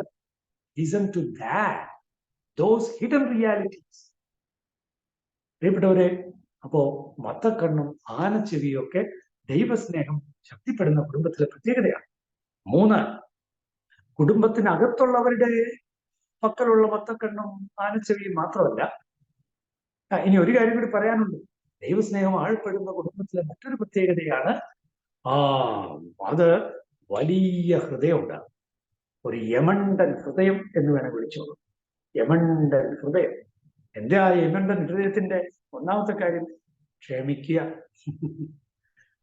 ക്ഷമ നിറഞ്ഞ ഒരു ഹൃദയം ഉണ്ടാകും. സ്നേഹം വർദ്ധിക്കുന്നിടത്ത് ക്ഷമ വർദ്ധിക്കും. ദൈവം സ്നേഹമാകുന്നു, അതിനാൽ ദൈവം കൃപയുടെ വലിയ സ്രോതസ്സാകും. കൃപ കൃപ കൃപ. ക്ഷമയുടെ മറ്റൊരു വാക്കും കൂടിയാ കൃപ. അല്ലെ, നമ്മുടെ മെരിറ്റ് കൊണ്ടാണോ? അല്ലേ, അപ്പൊ ക്ഷമയുടെ മറ്റൊരു വാക്കാക്കും. അങ്ങനെ ഞാൻ കാണുന്നത്. അപ്പൊ എന്തുവാവട്ടെ, അപ്പൊ നമ്മള് പറഞ്ഞു വരുന്നത് ക്ഷമിക്കാനുള്ള മനസ്സ്. അപ്പൊ കുടുംബത്തിൽ ദൈവസ്നേഹം കുടുംബത്തിൽ എന്ന് പറയുമ്പോൾ ഈ പറഞ്ഞ കണ്ണ്, മത്തക്കണ്ണ്, ആനച്ചെവി, യമണ്ടൻ ഹൃദയം. ഇനി ഇത് നമ്മുടെ കുടുംബത്തിന്റെ അകത്തുള്ള കാര്യം. ദൈവസ്നേഹം നിറയുന്നിടത്ത് ആത്മീയത ഉണ്ടാവും എന്ന് പറഞ്ഞു. 2, ദൈവസ്നേഹം നിറയുന്നിടത്ത് പാരസ്പര്യം, പാരസ്പര്യം, മ്യൂച്വാലിറ്റി ഉണ്ടാകും എന്ന് പറഞ്ഞു. അതിനെയാണ് ഞാനിപ്പോ 3 വ്യത്യസ്ത പദങ്ങളിലൂടെ പറഞ്ഞത്. 3, ദൈവസ്നേഹം ആഴപ്പെടുന്നിടത്ത് അപരർക്കും സ്ഥാനമുണ്ടാകും. വേറൊരു വാക്കിൽ പറഞ്ഞാൽ നല്ല സമരിയാക്കാരന്റെ ട്രെയിനിങ് നടക്കും. വഴികളിൽ മുറിവേറ്റവരുണ്ട്, അയലന്തരത്ത് മുറിവേറ്റവരുണ്ട്, ബന്ധുക്കൾക്കിടയിൽ മുറിവേറ്റവരുണ്ട്, സഭയിൽ മുറിവേറ്റവരുണ്ട്, സമൂഹത്തിൽ, പൊതുസമൂഹത്തിൽ, പൗരസമൂഹത്തിൽ മുറിവേറ്റവരുണ്ട്. അവിടെയാണ് പ്രിയപ്പെട്ടവരെ ദൈവസ്നേഹത്തിന്റെ കവിഞ്ഞൊഴുക്കിന്റെ അതിസുന്ദരമായ അനുഭവങ്ങള് സോഷ്യൽ ഡയമെൻഷനിൽ നമുക്ക് കാണാൻ കഴിയുന്നു. ഞാൻ സമയം നോക്കുന്നില്ല കേട്ടോ. നിങ്ങൾക്ക് 20 മിനിറ്റ് ആകുമ്പോൾ ജസ്റ്റ് ഷോ യുവർ ഫേസ്, ഞാൻ നിർത്തിക്കോളാം. അപ്പോഴ് ഞാൻ പറഞ്ഞു വന്നത് ദൈവ സ്നേഹം കുടുംബത്തിൽ എന്ന ഈ ഒരു ആശയമാണ്. ഇതോടൊപ്പം പ്രിയപ്പെട്ടവരെ ഒരു കാര്യം ശ്രദ്ധിക്കേണ്ടത്, നമ്മുടെ കുടുംബം ദൈവസ്നേഹത്തിന്റെ വിളനിലമായി മാറുമ്പോൾ അതിന് ഒരു പകർച്ചയുടെ സ്വഭാവവും ഉണ്ടാകും. പകർച്ചയുടെ സ്വഭാവം എന്താണ്? പകർച്ചയുടെ സ്വഭാവം നമ്മൾ പറയും കണ്ടേജിയസ് എന്ന് പറയും. സാധാരണ ഡിസീസസ് ആണ് കണ്ടേജിയസ്, പക്ഷേ ഇവിടെ ദൈവസ്നേഹം കണ്ടേജിയസ് ആണ്. സ്നേഹത്തിൽ ആഴപ്പെടുന്ന അംഗങ്ങളുള്ള ഒരു കുടുംബം പിന്നീട് അവരുടെ കുടുംബങ്ങളിൽ അതേ ആഴത്തിലേക്ക് അവർ വരും. നോക്കൂ, നമ്മുടെ മക്കൾക്ക് അവരുടെ കുടുംബ ജീവിതത്തിലേക്ക് അവർ പ്രവേശിക്കുമ്പോൾ അവരുടെ കുടുംബത്തിലെ സ്നേഹവും ദൈവസ്നേഹവും അവരിലൂടെ സമൃദ്ധമായ സൃഷ്ടികർമ്മം നടക്കുക എന്നുള്ളത് വളരെ പ്രത്യേകിച്ച് നമ്മൾ ശ്രദ്ധിക്കേണ്ട ഒരു കാര്യമാണ്. ദൈവസ്നേഹം സമൃദ്ധിയുടെ സ്നേഹമാണ് കേട്ടോ. ദൈവസ്നേഹം സമൃദ്ധിയുടെ സ്നേഹമാണ്. ദൈവസ്നേഹം ഭിക്ഷാന്തേഹികളുടെ സ്നേഹമല്ല. ദൈവസ്നേഹം സമൃദ്ധിയുടെ സ്നേഹമാണ്. അനേകം മക്കളെ കുറിച്ച് ചിന്തിക്കാൻ നമ്മുടെ ദമ്പതികൾക്ക് ഇന്ന് കഴിയാത്തത് അവര് വല്ലാതെ ആയിപ്പോകുന്നവരുടെ ചിന്തകൾ എന്നുള്ളതാണ്. സമൃദ്ധമായ ദൈവസ്നേഹത്തിന്റെ അതിസുന്ദരമായ ലക്ഷണമാണ് കുടുംബത്തിലെ മക്കളുടെ സമൃദ്ധി. ഇത് നമ്മള് വളരെ വെറും ബുദ്ധി കൊണ്ട് മാത്രം ചിന്തിച്ചാൽ ഇതിനോട് യോജിക്കാൻ നിങ്ങൾക്ക് സാധിക്കില്ല, ഒരു സംശയമില്ല. വെറും എക്കണോമിക് കാൽക്കുലേഷൻസ് മാത്രം കൊണ്ട് ഇതിനോട് സംവദിക്കാൻ ഒരുപക്ഷെ ഡയലോഗ് ചെയ്യാൻ നിങ്ങൾക്ക് സാധിച്ചില്ല എന്ന് വരും. പക്ഷെ സ്നേഹത്തിന്റെ തലത്തിൽ നോക്കുമ്പോൾ എന്ന് മാത്രമല്ല, ദൈവത്തിന്റെ ആശ്രയം, ദൈവത്തിലുള്ള ആശ്രയത്തിന്റെ തലത്തിൽ നോക്കുമ്പോൾ, 3 അനുഭവത്തിന്റെ തലത്തിൽ നോക്കുമ്പോൾ, വിശ്വാസത്തിന്റെ തലത്തിൽ നോക്കുമ്പോൾ വളരെ വ്യക്തമാണ് ദൈവസ്നേഹത്തിന്റെ വഴിഞ്ഞൊഴുക്ക് അനുഭവം തന്നെയാണ് അനേകം മക്കൾ കുടുംബത്തിൽ ഉണ്ടാകാനുള്ള ആ കുടുംബത്തിന്റെ തുറവ്. ഇത്രയും കാര്യങ്ങളാണ് എനിക്ക് പറയാൻ. ഞങ്ങൾ പലരും കോ ഹോസ്റ്റ് ആക്കുന്നത് കാണുന്നുണ്ട്. ഒരു സമയമായി എന്നുള്ള സൂചനയാണ് എനിക്കത് തരുന്നത്. നമുക്ക് ദൈവത്തിന് നന്ദി പറയാം. നിങ്ങളുടെ ഓരോരുത്തരുടെയും കുടുംബങ്ങളെ കർത്താവ് വലിയ കൃപയാൽ അവിടുത്തെ വലിയ സ്നേഹത്താൽ നിറച്ച് സ്നേഹത്തിന്റെ മഹോത്സവം, വലിയൊരു ഒരു ആഘോഷം അതായിട്ട് നിങ്ങളുടെ വ്യക്തിജീവിതവും കുടുംബജീവിതവും മാറട്ടെ. സ്നേഹത്തിന്റെ പകർച്ച നിങ്ങളുടെ കുടുംബങ്ങളിലൂടെ അനേകം തലമുറകളിലേക്ക് ഉണ്ടാകട്ടെ. ഈശോ മിശിഹായ്ക്ക് സ്തുതിയായിരിക്കട്ടെ. എപ്പോഴെപ്പോഴും സ്തുതിയായിരിക്കട്ടെ. താങ്ക് യു ജോഷിയച്ച, ഞങ്ങളെ പോലെ സ്നേഹത്തിന്റെ പുതിയ തലങ്ങളിലേക്ക് കൊണ്ടുപോയതിനോട് പ്രത്യേകം നന്ദി പറയുന്നു. ദൈവത്തിന്റെ സൃഷ്ടികർമ്മത്തിലൂടെ രക്ഷാകർമ്മത്തിലൂടെ പരിശുദ്ധാത്മയിലൂടെ ദൈവം പകർന്ന സ്നേഹം നമുക്ക് നമ്മുടെ കുടുംബത്തിൽ പകരാൻ ശ്രമിക്കാം. അടുത്തതായി പാട്ട് പാടുന്നതിനായി ചഞ്ചലിനെ ക്ഷണിക്കുന്നു.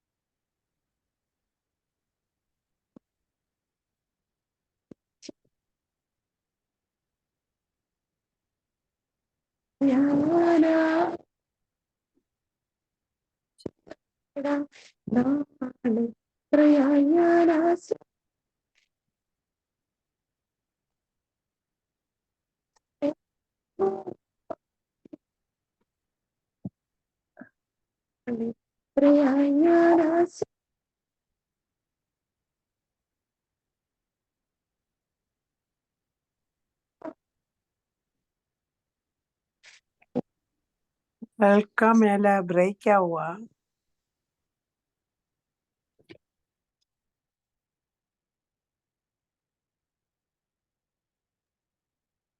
ഇതിൽ റേഞ്ചിന്റെ പ്രശ്നമാണെന്ന് തോന്നുന്നു.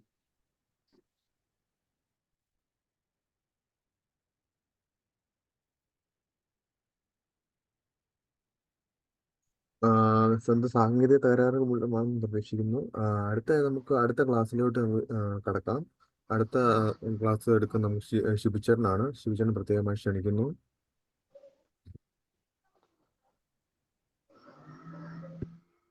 ഓക്കെ, കേൾക്കാമെന്ന് ഞാൻ വിചാരിക്കുകയാണ്. ജോഷി അച്ഛൻ നമ്മോട് പങ്കുവെച്ചത് ദൈവത്തിന്റെ സ്നേഹം എങ്ങനെയാണ് നമ്മുടെ കുടുംബത്തിൽ നമ്മൾ പങ്കുവെക്കുന്നത്, വളരുന്നത്. പ്രത്യേക ദൈവത്തിന്റെ സ്നേഹം തന്നെയാണ് അവിടുന്ന് നമ്മോട് കാണിക്കുന്നത്. ആ വലിയ സ്നേഹം നമ്മുടെ വ്യക്തി ജീവിതത്തിലും നമ്മളായിരിക്കുന്ന കുടുംബത്തിലും എങ്ങനെയാണ് സാധ്യതമാക്കുക, വളർത്തുക, വലുതാക്കുക, ആ ദൈവസ്നേഹത്തിന്റെ അനുഭവത്തിൽ നാം ജീവിക്കുന്നത് എങ്ങനെയാണ് എന്നൊക്കെയുള്ളതാണ്.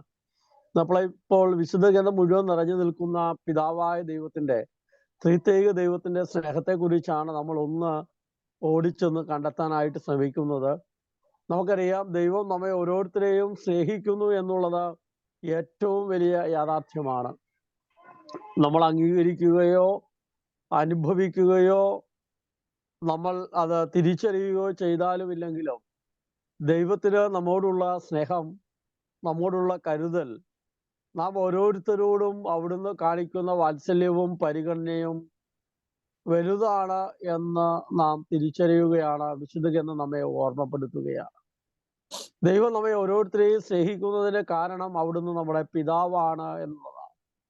നമുക്ക് ജന്മം നൽകിയ ഓരോ മനുഷ്യനും പ്രപഞ്ചത്തിൽ ഓരോന്നിനെയും സൃഷ്ടിച്ച സൃഷ്ടാവായ പിതാവായ ദൈവം നമ്മെ ഓരോരുത്തരെയും സ്നേഹിക്കുന്നു എന്നുള്ളതും ആ സ്നേഹം അനുഭവിച്ച് ജീവിക്കണം എന്നുള്ളതുമാണ് വിശുദ്ധ ഗ്രന്ഥം നമ്മെ ഓർമ്മപ്പെടുത്തുന്ന, നമ്മെ നിരന്തരം നമ്മോട് പറയുന്ന ഏറ്റവും വലിയ സത്യം എന്നുള്ളതാണ്.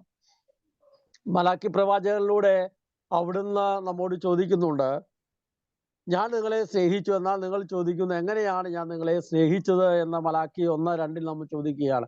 എങ്ങനെയാണ് ദൈവം നമ്മെ സ്നേഹിച്ചത്? എങ്ങനെയാണ് അവിടുത്തെ വലിയ സ്നേഹം എന്ന് പറയുമ്പോൾ വിശുദ്ധ ഗ്രന്ഥത്തിൽ നമുക്കറിയാം ദേവൂസ് കാരിത്താസ് എസ്തെ, ദൈവം സ്നേഹമാകുന്നു എന്ന ബെനഡിക്ട് 16 മാർപ്പാപ്പയുടെ തന്റെ ആദ്യത്തെ ചക്രിക ലേഖനത്തിൽ അവിടുന്ന് പറയുന്നുണ്ട്. 4 വാക്കുകളാണ് ദൈവസ്നേഹത്തെക്കുറിച്ച് അവിടുന്ന് സൂചിപ്പിച്ചിരിക്കുന്നത്. ഒന്ന് ഇറോസ് എന്ന പദമാണ് ഉപയോഗിച്ചിരിക്കുന്നത്, 2 ഫീലിയ എന്ന പദമാണ് അവിടുന്ന് ഉപയോഗിച്ചിരിക്കുന്നത്, 3 സ്റ്റോർഗൻ എന്ന പദമാണ് ഉപയോഗിച്ചിരിക്കുന്നത്, 4-മത്തത് അഗാപ്പെ എന്ന പദമാണ്. ഈ 4 ഗ്രീക്ക് വാക്കാണ്. ഈ വാക്കുകളിലെ അർത്ഥം സ്നേഹം എന്നാണ്. ഇറോസ് എന്ന് പറയുന്നത് ജഡികമായ സ്നേഹത്തെ സൂചിപ്പിക്കുകയാണ്. നമുക്ക് ഇഷ്ടമുള്ളതും നമുക്ക് താല്പര്യമുള്ളതും നമുക്ക് സുഖം നൽകുന്നതും നമുക്ക് സന്തോഷം നൽകുന്നതുമായ കാര്യങ്ങൾ നമുക്ക് ലഭിക്കുമ്പോൾ നമുക്ക് തോന്നുന്ന ഒരു സ്നേഹത്തിന്റെ പ്രതിഫലത്തെയാണ് സ്നേഹം എന്ന വാക്ക് അവിടെ ഉപയോഗിച്ചിരിക്കുന്നത്. ഒരുപക്ഷെ നമ്മുടെയൊക്കെ ജീവിതത്തിൽ, നമ്മുടെയൊക്കെ വ്യക്തി ജീവിതത്തിൽ ഈ ഒരു തരുണത്തിൽ നമുക്ക് ഇഷ്ടമുള്ളതും നമുക്ക് താല്പര്യമുള്ളതും നമ്മുടെ ശരീരത്തിനും മനസ്സിനും ചിന്തകൾക്കും സുഖം നൽകുന്നതും നമുക്ക് ഏറെ സുരക്ഷിതത്വം നൽകുന്നതുമായ ഒരു അനുഭവം ഉണ്ടാകുന്നത് സ്നേഹത്തിന്റെ അനുഭവമായി നമ്മൾ കാണുന്നു. അത് ജഡികമായ സ്നേഹമാണ്, അത് യഥാർത്ഥമായ സ്നേഹമല്ല എന്ന് വിശുദ്ധ ഗ്രന്ഥം നമ്മെ ഓർമ്മപ്പെടുത്തുകയാണ്. അത് നമ്മുടെ ജഡത്തോടുള്ള, നമ്മുടെ ചിന്തകളോടുള്ള നമ്മുടെ സ്നേഹത്തെയാണ് അത് അവിടുന്ന് സൂചിപ്പിക്കുന്നത്. 2-മത്തെ ഫീലിയ എന്ന് പറയുന്നത് ആത്മാർത്ഥ സുഹൃത്തുക്കൾ തമ്മിലുള്ള സ്നേഹമാണ്. എന്നെ സഹായിക്കാൻ, എൻ്റെ ആവശ്യത്തിൽ എന്നോടൊപ്പം നിൽക്കാൻ, ഞാൻ വിചാരിക്കുന്ന കാര്യങ്ങൾ എന്നോട് ചേർന്ന് നിന്ന് ചെയ്തു തരാൻ താല്പര്യമുള്ള, അങ്ങനെ ചെയ്തു കിട്ടുമ്പോൾ എനിക്ക് അവരോട് തോന്നുന്നത് സ്നേഹത്തെയാണ് സൂചിപ്പിക്കുന്നത്. അതും യഥാർത്ഥ സ്നേഹമല്ല, മറിച്ച് അത് സ്വാർത്ഥതയുടെ സ്നേഹമാണ്. എനിക്ക് ഇഷ്ടമുള്ള, എനിക്ക് താല്പര്യമുള്ള, എനിക്ക് സുഖം തോന്നുന്ന കാര്യങ്ങളൊക്കെ എന്നോട് ചേർന്ന് നിന്ന് ഒരാൾ ചെയ്തു തരാൻ എനിക്കുണ്ട് എന്ന് തോന്നുന്നത് സ്നേഹത്തിന്റെ ഒരു തോന്നലാണ് എന്നുള്ളതാണ്.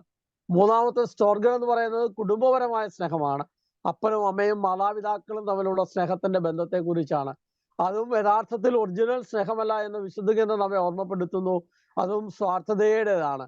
ഒരപ്പനും അമ്മയും മക്കളും ഒക്കെ സ്നേഹിക്കുന്നത് തങ്ങൾക്ക് സുരക്ഷിതത്വ ബോധവും തങ്ങൾക്കെല്ലാം നൽകുന്നുവെന്നും തങ്ങളോട് ചേർന്ന് നിൽക്കാൻ ആൾക്കാരുണ്ട് എന്നും തങ്ങളെ എപ്പോഴും ഏത് അവസരത്തിലും സംരക്ഷിക്കാനായിട്ടുണ്ട് എന്നൊക്കെ ഒരു തോന്നലാണ് എന്നുള്ളത് സൂചിപ്പിക്കുകയാണ്.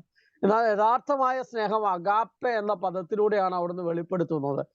നമ്മളെല്ലാം കേട്ടിട്ടുള്ള പദമാണ്. അഗാപ്പെ എന്ന് പറയുന്നത് ദൈവത്തിന്റെ വളരെ വ്യക്തിപരമായ, വ്യവസ്ഥകൾ കൂടാത്ത, നമ്മൾ ഓരോരുത്തരും ആയിരിക്കുന്ന അവസ്ഥയിൽ സ്നേഹിക്കാൻ കഴിയുന്നതിനെ സൂചിപ്പിക്കുന്നതാണ് അഗാപ്പെ എന്ന് പറയുന്നത്.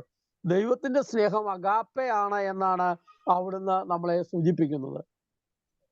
അഗാപ്പെ എന്ന് പറയുമ്പോൾ ദൈവം വളരെ വ്യക്തിപരമായി നമ്മെ സ്നേഹിക്കുന്നു എന്നാണ്. ദൈവത്തിന് നമ്മെ നന്നായി അറിയാം, നമ്മെ നന്നായി മനസ്സിലാക്കുന്നു. നമ്മുടെ ഹൃദയത്തിന്റെ വികാരങ്ങളും ചിന്തകളും നമ്മുടെ ഭാവങ്ങളും നമ്മുടെ താല്പര്യങ്ങളും എല്ലാം അറിഞ്ഞുകൊണ്ട് നാം അറിയുന്നതിനേക്കാൾ അപ്പുറം നമ്മൾ ഓരോരുത്തരെയും നാം അറിയുന്നതിന് ഒരു പരിധിയുണ്ട്. നമ്മുടെ നന്മകളും നമ്മുടെ കഴിവുകളും നമ്മുടെ ബലഹീനതകളും നമ്മുടെ വീഴ്ചകളും ഒക്കെ നമുക്കറിയാം. പക്ഷെ അതിനൊരു പരിമിതിയുണ്ട്. അതിനപ്പുറത്തേക്ക് നമ്മൾ ഒരിക്കലും നമ്മളെ മനസ്സിലാക്കിയിട്ടില്ല. നമ്മൾ എപ്പോഴാണ് വീഴാൻ പോകുന്നതെന്നോ, നമ്മൾ എപ്പോഴാണ് തെറ്റിലേക്ക് വീണു പോകുന്നതെന്നോ, നമ്മൾ എപ്പോഴാണ് ഒരാളോട് എങ്ങനെ പെരുമാറുന്നതോ എന്നൊക്കെ നമ്മളെക്കാൾ നന്നായി അറിയുന്ന ദൈവം നമ്മളെ അത് അറിഞ്ഞിട്ടും നമ്മളെ സ്നേഹിക്കുന്നു എന്നുള്ളതാണ്. അപ്പം ദൈവത്തിന്റെ ഈ കരുതലുള്ള സ്നേഹം ഉൽപ്പത്തിയുടെ പുസ്തകം മുതൽ നമ്മൾ വായിച്ചു കടന്നു പോകുമ്പോൾ നമുക്കറിയാം, നമ്മുടെ ജീവിതത്തിന്റെ ഇന്നലകളെയും ഇന്നുകളെയും നാളുകളെയും അറിയുന്ന ദൈവത്തിന്റെ സ്നേഹം. പർദീസായിൽ ആദ്യ മാതാപിതാക്കൾക്ക് അവിടുന്ന് ജന്മം നൽകി തന്റെ ഛായയിലും സാദൃശ്യത്തിലും രൂപപ്പെടുത്തി. ആ പർദീസ അവരെ ഭരമേൽപ്പിക്കുമ്പോൾ ദൈവത്തിന് അറിയാമായിരുന്നു. സ്വാതന്ത്ര്യം കൊടുത്തപ്പോൾ അവർ ഇന്നെന്താണ് ചെയ്യുന്നത്, നാളെ എങ്ങനെയാവും, അടുത്ത ദിവസങ്ങൾ എങ്ങനെയാകും എന്നുള്ളതെല്ലാം അറിഞ്ഞുകൊണ്ട് അവരെ സ്നേഹിച്ച ദൈവത്തിന്റെ ചിത്രമാണ്. അതുകൊണ്ടാണ് എൻ്റെ ഇന്നലകളെയും ഇന്നുകളെയും നാളുകളെയും നന്നായി അറിയുന്ന ദൈവത്തിന്റെ ചിത്രമാണ് അഗാപ്പെ എന്ന് പറയുന്നത്. ദൈവം നമ്മളെ സ്നേഹിക്കുന്നു എന്ന് പറയുമ്പോൾ നമ്മുടെ ജീവിതത്തിന്റെ മുഴുവൻ മേഖലകളെയും അറിയുകയാണ്. ആദത്തെയും ഹവ്വായെയും ഏദേൻ തോട്ടത്തിൽ നിന്ന് പുറത്താക്കിയ സ്നേഹമെന്ന് നമ്മുടെ സ്ലൈഡിൽ നമ്മൾ കാണുന്നുണ്ട്. വീഴ്ചകളിൽ തള്ളിക്കളയാത്ത സ്നേഹം. ആദ്യ മാതാപിതാക്കൾ ദൈവത്തിന്റെ വാക്ക് ധിക്കരിച്ച് സാത്താന്റെ വാക്ക് അനുസരിച്ച് അവന്റെ അടിമത്തത്തിലേക്ക് പോയപ്പോൾ അവനെ പർദീസയിൽ നിന്ന് പുറത്താക്കുമ്പോഴും ദൈവത്തിന്റെ വളരെ വ്യക്തിപരമായ കരുതലുള്ള, നിത്യമായ നാശത്തിലേക്ക് പോകാതെ നിത്യമായ സാത്താന്റെ അടിമത്തത്തിൽ അകപ്പെട്ടു പോകാതിരിക്കാൻ പർദീസായിൽ നിന്ന് പുറത്താക്കി അവരെ തിരിച്ച് നിത്യജീവനിലേക്ക് കൊണ്ടുവരാനുള്ള പദ്ധതികൾ ഒരുക്കുന്ന, അതിനുവേണ്ടി എല്ലാം ശ്രദ്ധിക്കുന്ന ദൈവത്തിന്റെ കരുതലുള്ള സ്നേഹത്തെയാണ് വിശുദ്ധ ഗ്രന്ഥം നമ്മുടെ മുമ്പിൽ അവതരിപ്പിക്കുക. വീണ്ടും നമ്മൾ മുന്നോട്ട് പോകുമ്പോൾ ഹഗ്ഗാറിനെ വ്യക്തിപരമായി സ്നേഹിക്കുന്ന ദൈവത്തെ നമുക്കറിയാം. അബ്രഹാമും സാറയും ഒരുമിച്ച് ജീവിക്കുന്നു. ദൈവത്തിന്റെ വിളി കേട്ട് അവർ ഒരുമിച്ച് ഇറങ്ങി പുറപ്പെടുന്നു. അങ്ങനെ മുന്നോട്ട് പോകുമ്പോൾ ദൈവം അബ്രഹാത്തോട് ഭൂമിയിലെ മണൽത്തരി പോലെയും ആകാശത്തിലെ നക്ഷത്രങ്ങളെ പോലെയും കുഞ്ഞുങ്ങളെ നൽകുമെന്ന് പറയുന്നു. പക്ഷെ നീണ്ട കാത്തിരിപ്പിനൊടുവിലും ലഭിക്കാതെ വരുമ്പോൾ സാറ തന്റെ ദാസിയായ ഹഗ്ഗാറുമായി ശാരീരിക ബന്ധത്തിൽ ഏർപ്പെട്ട് കുഞ്ഞിന് ജന്മം നൽകാനായിട്ട് അബ്രഹാത്തെ നിർബന്ധിക്കുന്നു. അങ്ങനെ അബ്രഹാം തന്റെ ഭാര്യയുടെ വാക്ക് കേട്ട് ഹഗ്ഗാറിലൂടെ ഒരു കുഞ്ഞിന് ജന്മം നൽകുകയും തുടർന്ന് വരുമ്പോൾ സാറ ഗർഭിണിയാകുകയും ആ സാറയുടെ ഉദരത്തിൽ കുഞ്ഞ് രൂപപ്പെട്ടു വരുമ്പോൾ സാറ തന്റെ ദാസിയായ ഹഗ്ഗാറിനോട് വളരെ വേദനാജനകമായ രീതിയിൽ പെരുമാറുകയും അവളെ ദ്രോഹിക്കുകയും ഒക്കെ ചെയ്യുമ്പോൾ അവളെ വീട്ടിൽ നിന്ന് ഇറക്കി വിടാനായിട്ട് സാറ അനുവാദം ചോദിക്കുകയും അബ്രഹാം അനുവാദം നൽകുകയും ഒക്കെ ചെയ്ത ഹഗ്ഗാറിനെ സാറ തന്റെ ഭവനത്തിൽ നിന്ന് ഇറക്കി വിട്ട് മരുഭൂമിയിലൂടെ യാത്ര ചെയ്യുമ്പോൾ തന്റെ കുഞ്ഞ് മരിക്കാനായി ആ മരുഭൂമിയിൽ വിട്ടിട്ട് ഹഗ്ഗാർ പോകുമ്പോൾ ദൂതൻ അവളോട് ചോദിക്കുന്ന, ദൈവം അവളോട് ചോദിക്കുന്ന ചോദ്യമാണ്. ദൂതൻ അവളോട് ചോദിച്ചു, സാറായുടെ ദാസിയായ ഹഗ്ഗാർ നീ എവിടെ നിന്ന് വരുന്നു, അങ്ങോട്ട് പോകുന്നു?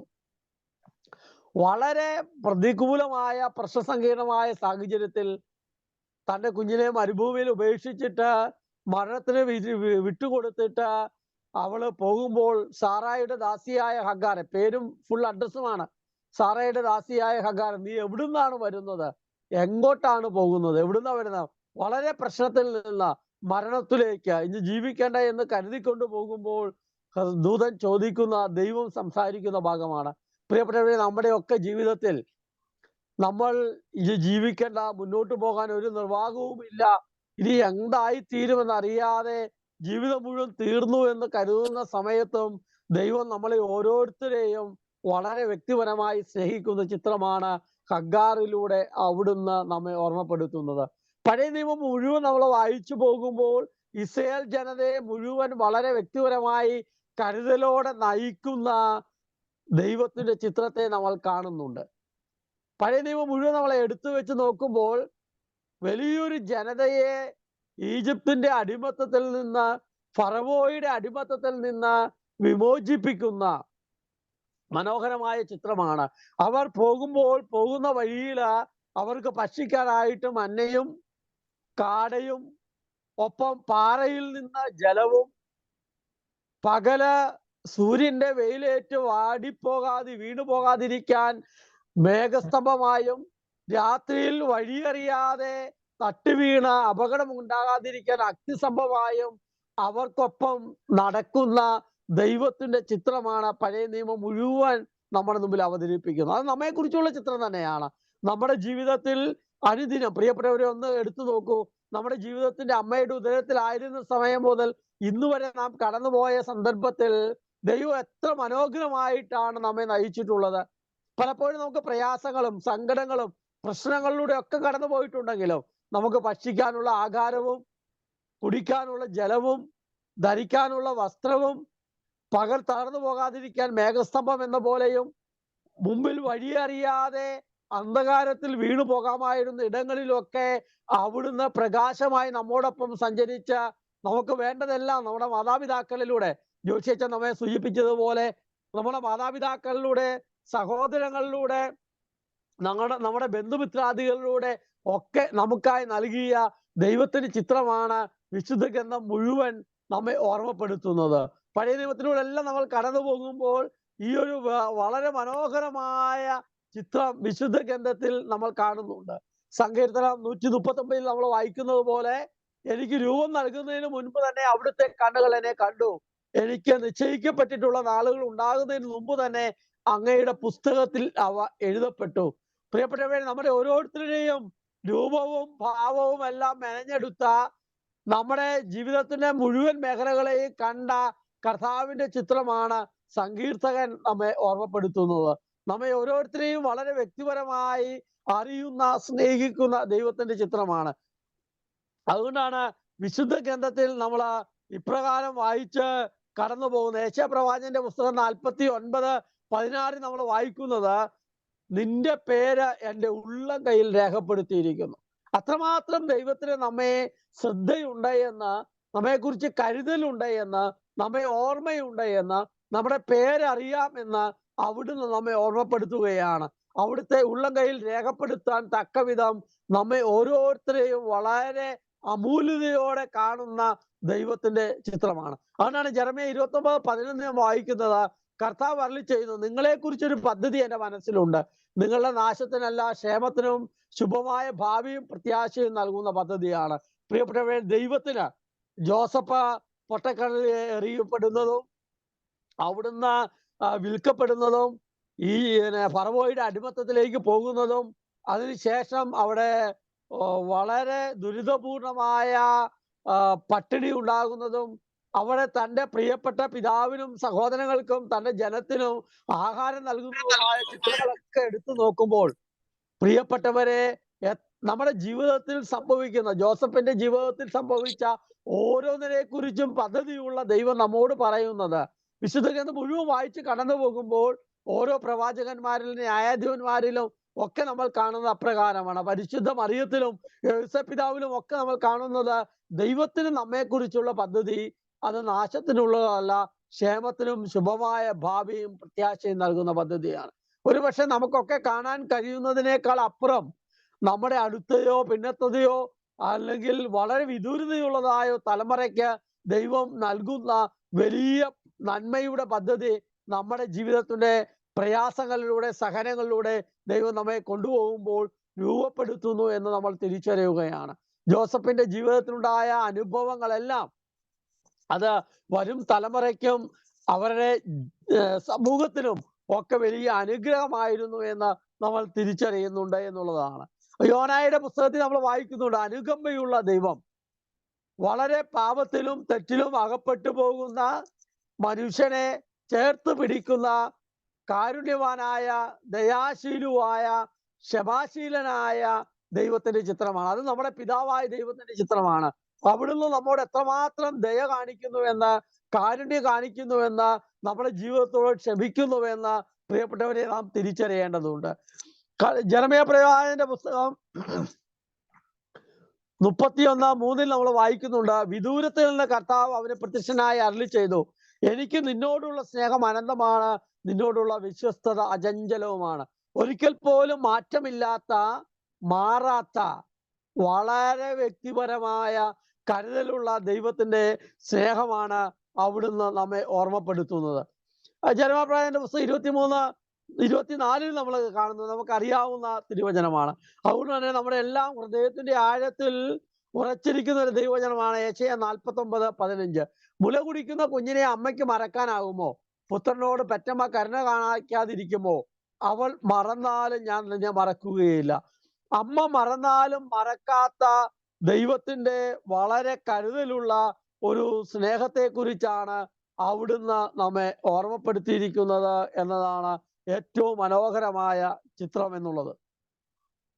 പ്രിയപ്പെട്ടവരെ, നമ്മളൊക്കെ ഇതിലൂടെ കടന്നു പോകുമ്പോൾ കർത്താവ് നമ്മെ ഓർമ്മപ്പെടുത്തുന്ന വളരെ മനോഹരമായ ചിത്രവും അത് തന്നെയാണ് എന്നുള്ളതാണ്.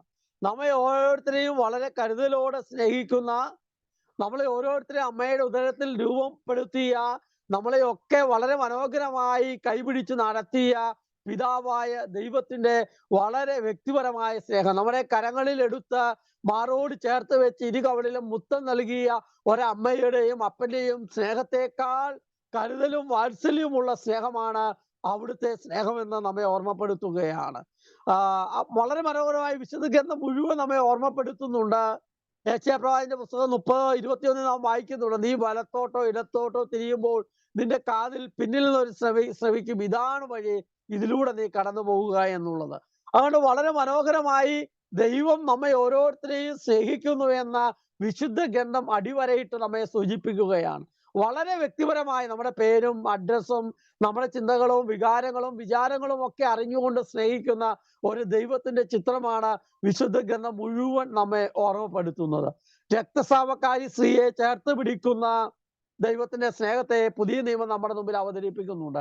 സമരയാക്കാരി സ്ത്രീയുടെ അടുത്ത് കാത്തിരിക്കുന്ന ദൈവത്തിന്റെ സ്നേഹത്തെ അവിടുന്ന് അവതരിപ്പിക്കുന്നുണ്ട്.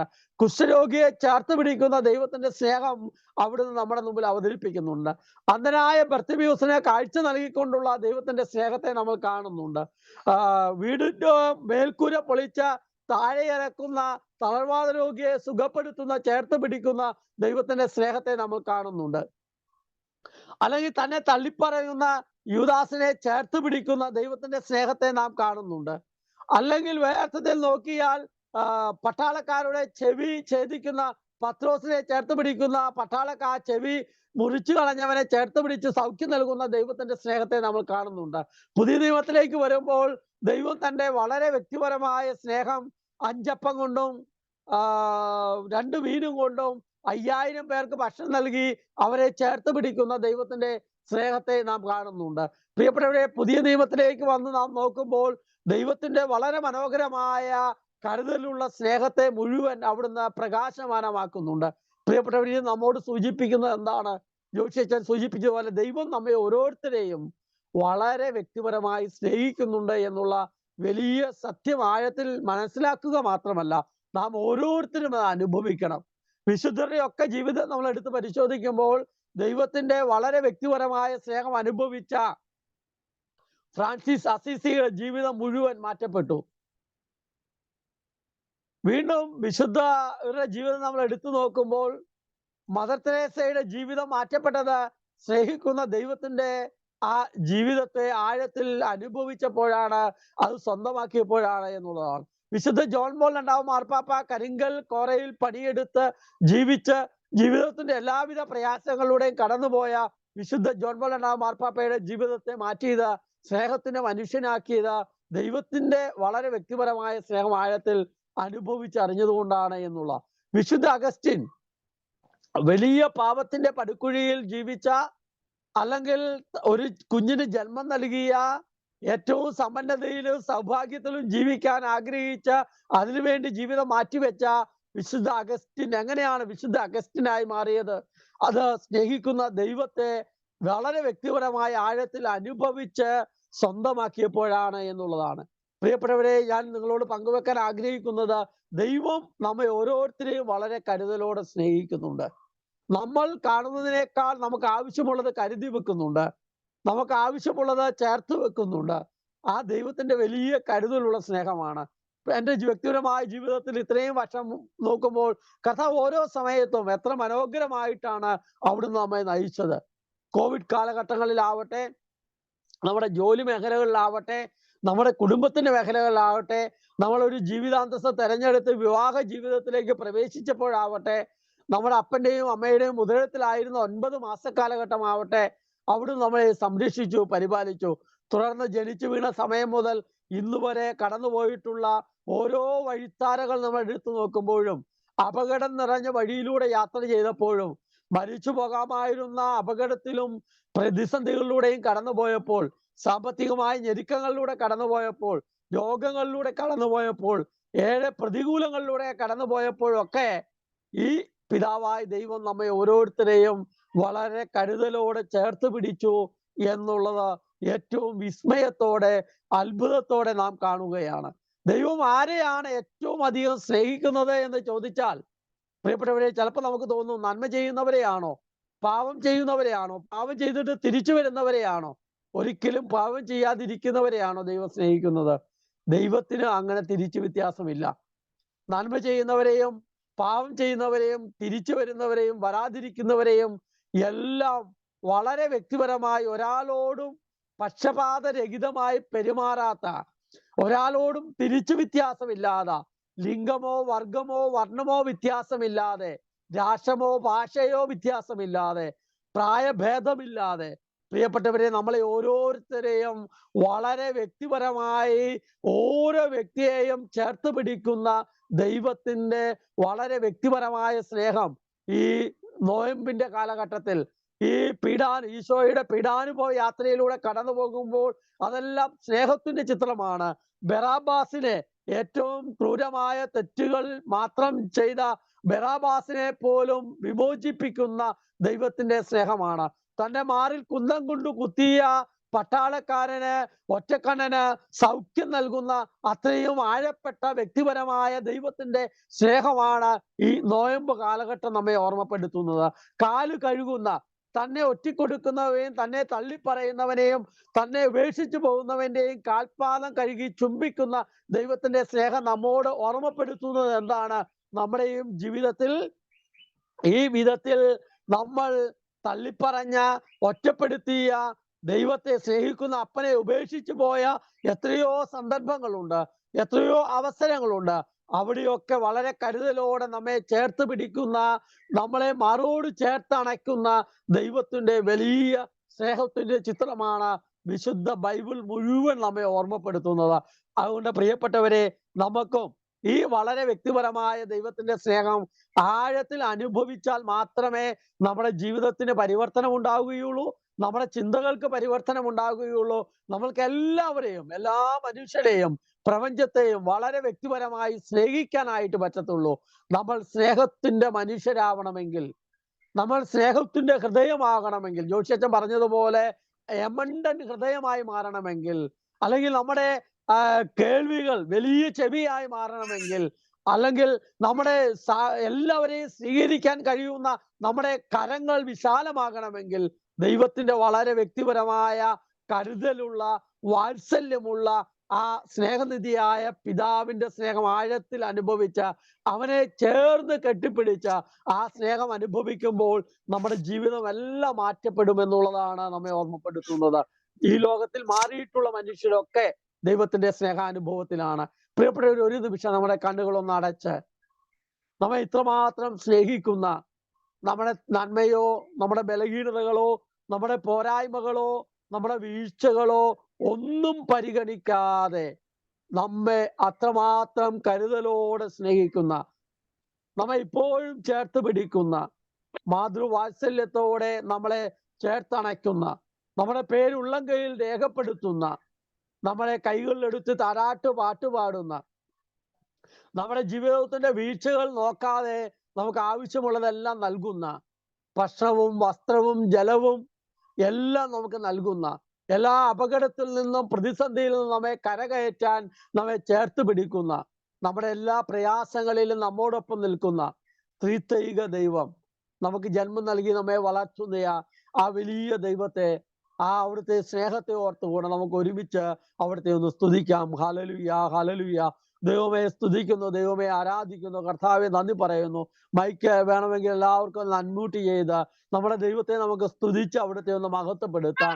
നമ്മെ സ്നേഹിക്കുന്ന ഈ പ്രഭാതത്തിൽ, അല്ലെങ്കിൽ ഈ രാത്രി, നിങ്ങൾ അവിടെയായിരിക്കുമ്പോൾ ഈ രാത്രിയുടെ സായന്തത്തില് അവിടുന്ന് നമ്മെ അനുഗ്രഹിക്കുന്ന, നമ്മെ സ്നേഹിക്കുന്ന പിതാവായ ദൈവത്തെ, നമ്മുടെ ജീവിതത്തിൽ ഇതുവരെയും അവിടുന്ന് ചെയ്തിട്ടുള്ള അത്ഭുതകരമായ എല്ലാ പ്രിയപ്പെട്ടവരെ നന്ദി പറയാം. സ്നേഹിക്കുന്ന പിതാവ് നമുക്ക് നൽകിയിട്ടുള്ള, നമ്മളെ ചേർത്ത് പിടിച്ചിട്ടുള്ള എല്ലാ പിതാവാണെന്ന്, നമ്മളെ സ്നേഹിക്കുന്നുവെന്ന്, ഞങ്ങളുടെ പ്രയാസങ്ങളെയും കഷ്ടതകളെയും രോഗങ്ങളെയും സത്യങ്ങളെല്ലാം അവിടുന്ന് കൂടെയായിരുന്നു ദൈവമേ നന്ദി പറയുന്നു. ആ സ്നേഹം അനുഭവിക്കുവാൻ, അതാണ് ആ വലിയ സ്നേഹത്തിന്റെ വലിയ അനുഭവം ഞങ്ങൾക്ക് നൽകണമേ. ആ സ്നേഹം ആഴത്തിൽ അനുഭവിക്കുവാൻ ഞങ്ങളെ ഇടയാക്കണമേ. അങ്ങനെ ഞങ്ങളുടെ സ്നേഹത്താൽ മാറട്ടെ. അവിടുത്തെ സ്നേഹത്താൽ ഞങ്ങളുടെ ചിന്തകളും ഹൃദയവും ഞങ്ങളുടെ വികാരങ്ങളും വിചാരങ്ങളും എല്ലാം മാറട്ടെ. നിന്റെ സ്നേഹമാണ് ദൈവമേ ഞങ്ങളെ മാറ്റുന്നത്. നിന്റെ സ്നേഹമാണ് ദൈവമേ ഞങ്ങളെ സുഖപ്പെടുത്തുന്നത്. നിന്റെ സ്നേഹമാണ് ദൈവമേ ഞങ്ങൾ എല്ലാറ്റിനെയും സ്നേഹിക്കാൻ പഠിപ്പിക്കുന്നത്. ഓ ദൈവമേ, ആ സ്നേഹത്താൽ ഞങ്ങളെ നിറയ്ക്കണമേ. ഹല്ലേലൂയ, ഹല്ലേലൂയ, ഹല്ലേലൂയ. ദൈവമേ ആരാധന, ദൈവമേ ഹല്ലേലൂയ, ഹല്ലേലൂയ.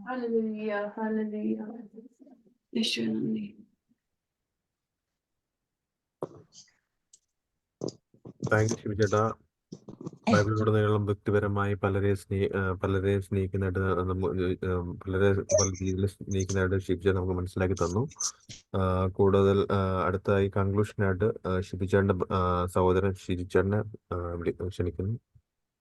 നിത്യയുടെ പാട്ടുണ്ടോ? പാട്ട് പാടണോ?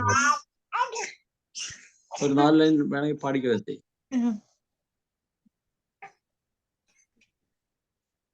നന്ദിയോടെ ഞാൻ സ്തുതി പാടിടും എന്റെ യേശുനാഥാ.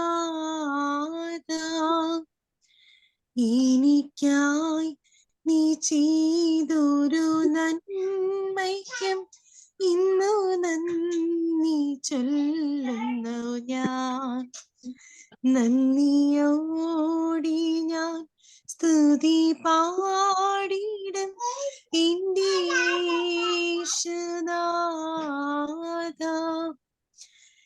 എനിക്കായി നീ ചെയ്തൊരു നന്മയ്ക്കും ഇന്നു നന്ദി ചൊല്ലുന്നു ഞാൻ. താങ്ക് യു വളരെ നന്നായിരുന്നു. പ്രിയപ്പെട്ടവരെ, നമ്മള് ഈ ഒരു ദിവസം നമുക്ക് വളരെ സുപരിചിതമായൊരു ചിന്ത തന്നെയാണ് ദൈവം നമ്മളെ സ്നേഹിക്കുന്ന ഒരു സ്വർഗത്തിലെ അപ്പൻ പിതാവ് നമുക്കുണ്ട് എന്നുള്ളത്. 2 കിളികള് ഒരു ഇലക്ട്രിക് കമ്പിയിൽ ഇങ്ങനെ ഇരിക്കുകയാണ്. അപ്പൊ ഒരു ടൗണിന്റെ അടുത്താണ് ഇരിക്കുന്നത്. അപ്പോൾ ആളുകൾ വളരെ വേഗം അങ്ങോട്ട് പോകുന്നു, വളരെ വേഗം തിരിച്ചു വരുന്നു. ചിലർ പോയിട്ട് അവരുടെ മുമ്പിൽ തന്നെ ബൈക്ക് തിരിച്ചു പോകുന്നു. ഭയങ്കര സ്പീഡിലാണ് മനുഷ്യരൊക്കെ പോകുന്നത്. ഒരു കിളി മറ്റേ കിളിയോട് ചോദിച്ചു, ഇവർക്ക് ഇതിനുമാത്രം തിരക്കെന്താണ്? എത്ര തിരക്ക് പിടിച്ചാണ് ഇവരൊക്കെ ജീവിക്കുന്നത്? അപ്പം മറ്റേ കിളി പറഞ്ഞു, നമ്മെ സ്നേഹിക്കുന്നത് പോലെ ഒരു പിതാവ് അവർക്കുണ്ടെന്ന് അവർക്കറിയാത്തത് കൊണ്ടാണ് അവര് ഇപ്രകാരം ജീവിച്ചു പോകുന്നത്. കാരണം നമുക്ക് ആഹാരം ദൈവം തരുന്നു, നമുക്ക് ആവശ്യത്തിന് വെള്ളം ദൈവം തരുന്നു, നമ്മളെ ദൈവം പരിപാലിക്കുന്നു, നമ്മൾ ടെൻഷൻ അടിക്കേണ്ട കാര്യമില്ല. ആ കുരുവികളുടെ ആ കിളികളുടെ ജീവിതം അങ്ങനെയാണ്. പക്ഷെ നമ്മുടെ ജീവിതത്തിലേക്ക് നമ്മൾ വരുമ്പോൾ പലപ്പോഴും ഈ സ്നേഹിക്കുന്ന ഒരു പിതാവ് നമുക്കുണ്ടെന്നും ആ പിതാവ് നമ്മളെ പരിപാലിക്കുന്നെന്നും ആ പിതാവിന്റെ പരിപാലനയിലാണ് നമുക്ക് അനുദിനം ജീവിച്ചു പോകുന്നതെന്നും തിരിച്ചറിവ് നമുക്ക് എവിടെയൊക്കെയോ നഷ്ടപ്പെട്ടു പോവുകയാണ്. ഇപ്പൊ ഈ ദിവസം മുഴുവൻ ജോഷിയച്ചനിലൂടെയും ഷുഗലിലൂടെയും നമ്മൾ കേട്ടത് നമ്മെ സ്നേഹിക്കുന്ന ഒരു പിതാവുണ്ട്. ആ പിതാവിന്റെ സ്നേഹം കൃത്യമായി പങ്കുവെച്ച് പകർന്നു നൽകി ആ സ്നേഹാനുഭവത്തിൽ വളരേണ്ട ഇടമാണ് കുടുംബം എന്നുള്ളതാണ്. ദൈവത്തിന്റെ സ്നേഹത്തെ കുറിച്ച് പറയുമ്പോൾ ഒന്ന് ദൈവത്തിന്റെ സ്നേഹം മറക്കുന്ന സ്നേഹമാണെന്നാണ്. ഈ നോമ്പുകാലത്ത് നമ്മളെ ദ്രോഹിച്ചത്, നമ്മളെ ചതിച്ചത്, അല്ലെങ്കിൽ നമുക്ക് സ്നേഹമില്ലാത്ത അനുഭവം തന്ന അനുഭവങ്ങളെയൊക്കെ ബോധപൂർവം മറക്കാനായിട്ട് നമ്മളൊന്ന് പരിശ്രമിക്കാം. പകരം നമ്മുടെ ചുറ്റും ജീവിക്കുന്ന മനുഷ്യരൊക്കെ നമ്മളെ സ്നേഹിച്ച അനുഭവത്തെ നമുക്കൊന്ന് ഓർക്കാം. ചിലപ്പം അത്രയൊന്നും ആയിരിക്കില്ല, വെറുതെ ഒന്ന് ചിരിച്ചതായിരിക്കും. അപ്പൊ നമുക്ക് ഓർക്കാം, ദൈവമേ എന്നാ ചേച്ചി തന്നെ ചിരിച്ചത് ദൈവത്തിന്റെ സ്നേഹമാണ്. ദൈവം അപ്പുറത്തെ വീട്ടിലെ ചേച്ചി പോയപ്പോ ഹലോ എന്ന് വെച്ചു, അത് ദൈവത്തിന്റെ സ്നേഹമാണ്. അല്ലാതെങ്കിൽ ചിലപ്പോൾ നമ്മൾ ഓർക്കുന്നത് ഇന്ന് ആ ചേച്ചി തിരിഞ്ഞു നോക്കിയില്ലല്ലോ, ചേച്ചിക്ക് എന്നോട് ഇഷ്ടമില്ലെന്നാകാം. അല്ലെങ്കിൽ ആ ചേച്ചി എന്നെ നോക്കി ചിരിച്ചില്ലല്ലോ, എന്നോട് എന്തോ ദേഷ്യമുണ്ടെന്നാകാം. പക്ഷെ പകരം തിരിച്ച് ഈ ആഴ്ച മുഴുവൻ നമുക്ക് ഇങ്ങനെ നമ്മളെ കൊച്ചു കൊച്ചു കാര്യങ്ങളിലൂടെ സ്നേഹിക്കുന്ന നമ്മുടെ കൂടെ ജീവിക്കുന്ന മനുഷ്യരെ നമുക്കൊന്ന് ഓർക്കാം. ചിലപ്പോൾ ഒരു ഗ്ലാസ് കാപ്പി എടുത്ത് തരുന്നതായിരിക്കാം, ചിലപ്പോൾ നമ്മുടെ ഡ്രസ്സ് ഒന്ന് അയൺ ചെയ്യുന്നത്, എന്തും ആകട്ടെ, അതെല്ലാം ദൈവത്തിന്റെ സ്നേഹമായി കാണാം. രണ്ടാമത് ദൈവത്തിന്റെ സ്നേഹം എന്ന് പറയുന്നത് കണക്ക് വെക്കാത്ത സ്നേഹം എന്നാണ്. നമ്മൾ പലപ്പോഴും കണക്ക് വെക്കുന്ന സ്നേഹത്തിന്റെ ഉടമകളാണല്ലോ. ഞാൻ അവന് 4 പേന അവന്റെ ബർത്ത്ഡേക്ക് കൊടുത്തു, അവൻ ഒന്നുപോലും വാങ്ങി തന്നില്ല. അല്ലെങ്കിൽ ഞാൻ അവനെ ഇന്ന കാര്യങ്ങളിലൊക്കെ സഹായിച്ചു. നമുക്ക് നിരവധി കണക്കുണ്ട്. ഭാര്യ ഭർത്തൃ ബന്ധത്തിൽ, മാതാപിതാക്കൾ മക്കൾ ബന്ധത്തിൽ, സഹോദര ബന്ധത്തിൽ, നമ്മുടെ സൗഹൃദങ്ങളിൽ, ജോലിയിടങ്ങളിലൊക്കെ കണക്ക് വെക്കുന്ന സ്നേഹത്തിന്റെ ഒരു പുസ്തകവുമായിട്ടാണ് നമ്മൾ പോകുന്നത്. പക്ഷെ ഈ ആഴ്ച നമുക്ക് കണക്ക് വെക്കാതെ നമുക്കൊന്ന് സ്നേഹിക്കാം. അല്ലെങ്കിൽ അങ്ങനത്തെ ഒരു കണക്ക് നമ്മുടെ മനസ്സിൽ വരാതിരിക്കാനായിട്ട് നമുക്ക് പരിശ്രമിക്കാം. പ്രിയപ്പെട്ടവർ, ഇത്തരത്തിൽ ദൈവം നമ്മളെ സ്നേഹിക്കുന്നു. ആ സ്നേഹം പങ്കുവെച്ച് വളരാൻ ദൈവം നമ്മെ ക്ഷണിക്കുന്നു. നമ്മുടെ ഈ കൂട്ടായ്മയെല്ലാം ഇത്തരത്തിൽ ദൈവത്തിന്റെ സ്നേഹാനുഭവത്തിൽ വളരാനാണ്. ആ കുരുവി പറഞ്ഞതുപോലെ നമ്മെ സ്നേഹിക്കുന്ന ഒരു ദൈവമുണ്ടെന്ന് ഇവർക്കൊക്കെ അത്രയങ്ങ് മനസ്സിലാകാത്തത് കൊണ്ടാണ് ഈ തിരക്ക് പിടിച്ച് ഇവർ ഓടി നടക്കുന്നത്. പ്രിയപ്പെട്ടവരെ, നമ്മെ സ്നേഹിക്കുന്ന ഒരു പിതാവുണ്ട്.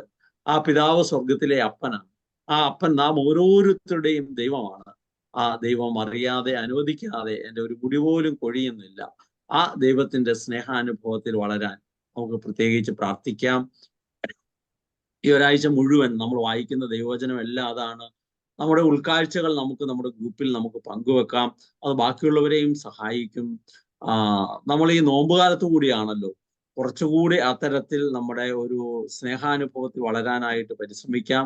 നമ്മുടെ മിനിസ്ട്രിയുടെ നേതൃത്വത്തിൽ നടക്കുന്ന തീർത്ഥയാത്ര 40 ദിവസത്തെ ധ്യാനം, അതിന്റെ ആദ്യത്തെ 5 ദിവസം ഈ ദൈവസ്നേഹവുമായി ബന്ധപ്പെട്ടാണ്. സ്നേഹിക്കുന്ന ദൈവം ചേർത്ത് പിടിക്കുന്ന പത്രോസ്, തള്ളി പറയുന്ന പത്രോസിനെ ചേർത്ത് പിടിക്കുന്നു, കാല് കഴുകി സ്നേഹിക്കുന്നു, ഹൃദയം തുറന്ന് തിരുവിലാവിൽ നിന്ന് വെള്ളവും രക്തവും ഒഴുക്കി തന്നെ കുത്തിയവനെ സുഖപ്പെടുത്തി ദൈവം സ്നേഹിക്കുന്നു. ഇങ്ങനെ ദൈവത്തിന്റെ സ്നേഹത്തിന്റെ നീണ്ട അനുഭവങ്ങൾ ഈ ഒരു നോമ്പുകാലത്ത് നമുക്ക് കണ്ടെത്താനായിട്ട് പറ്റുന്നുണ്ട്.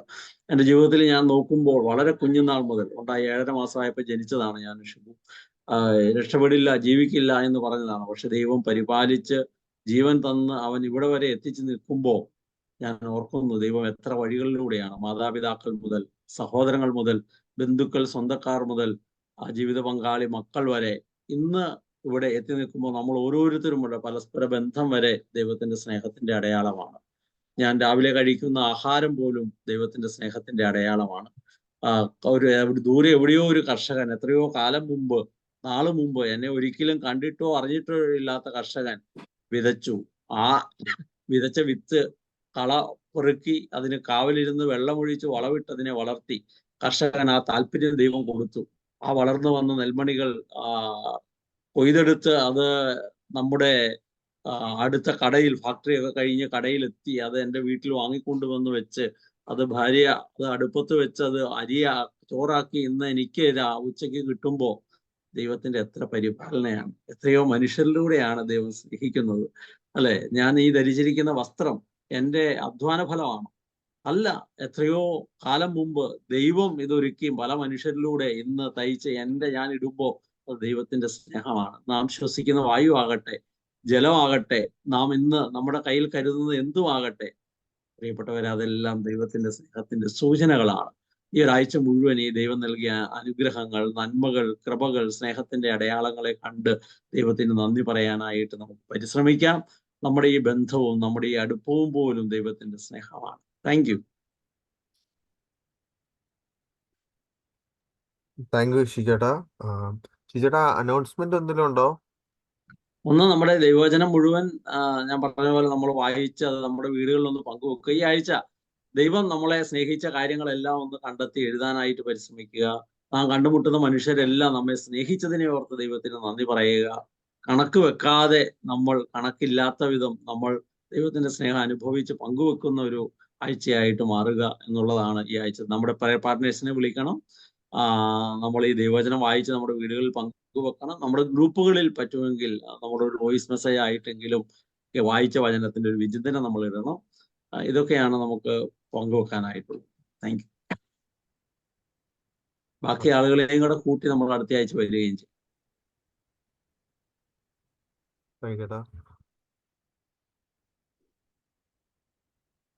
അപ്പൊ ഇന്നിവിടെ കൂടി എല്ലാവർക്കും പ്രത്യേകമായിട്ട് നന്ദി പറയുന്നു.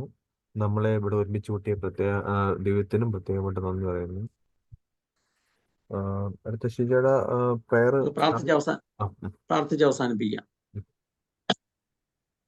അല്ലേ? എന്നിട്ട് നമുക്ക് വിശേഷങ്ങൾ പങ്കുവെക്കാം. കർത്താവെ, ഞങ്ങൾ അങ്ങേക്ക് നന്ദി പറയും. അങ്ങ് ഞങ്ങളെ അളവില്ലാതെ സ്നേഹിക്കുന്നല്ലോ. കണക്കില്ലാത്ത വിധം അങ്ങയുടെ സ്നേഹം ഞങ്ങളുടെ കൂടെയുണ്ട്. ഞങ്ങളത് തിരിച്ചറിയാതെ പോകുന്നതാണ്.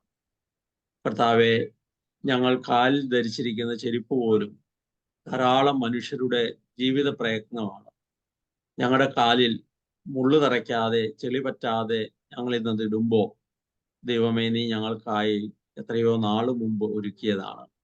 ഞങ്ങൾ എഴുതാൻ ഉപയോഗിക്കുന്ന ഒരു പേന, ഞങ്ങൾ എഴുതുന്ന ഒരു ബുക്ക്, ഞങ്ങൾ ഇപ്പോൾ ഇരിക്കുന്ന ഒരു കസേര, ഞങ്ങൾ വെച്ചിരിക്കുന്ന ടേബിൾ, ഞങ്ങൾ കിടന്നുറങ്ങുന്ന കട്ടിൽ, അതിലെ ഓരോന്നും ഇങ്ങനെ നോക്കുമ്പോൾ ദൈവമേ, നിന്റെ പരിപാലനയിലും നിന്റെ സ്നേഹത്തിലുമാണ് ഞങ്ങൾ നിരന്തരമായിരിക്കുന്നത്.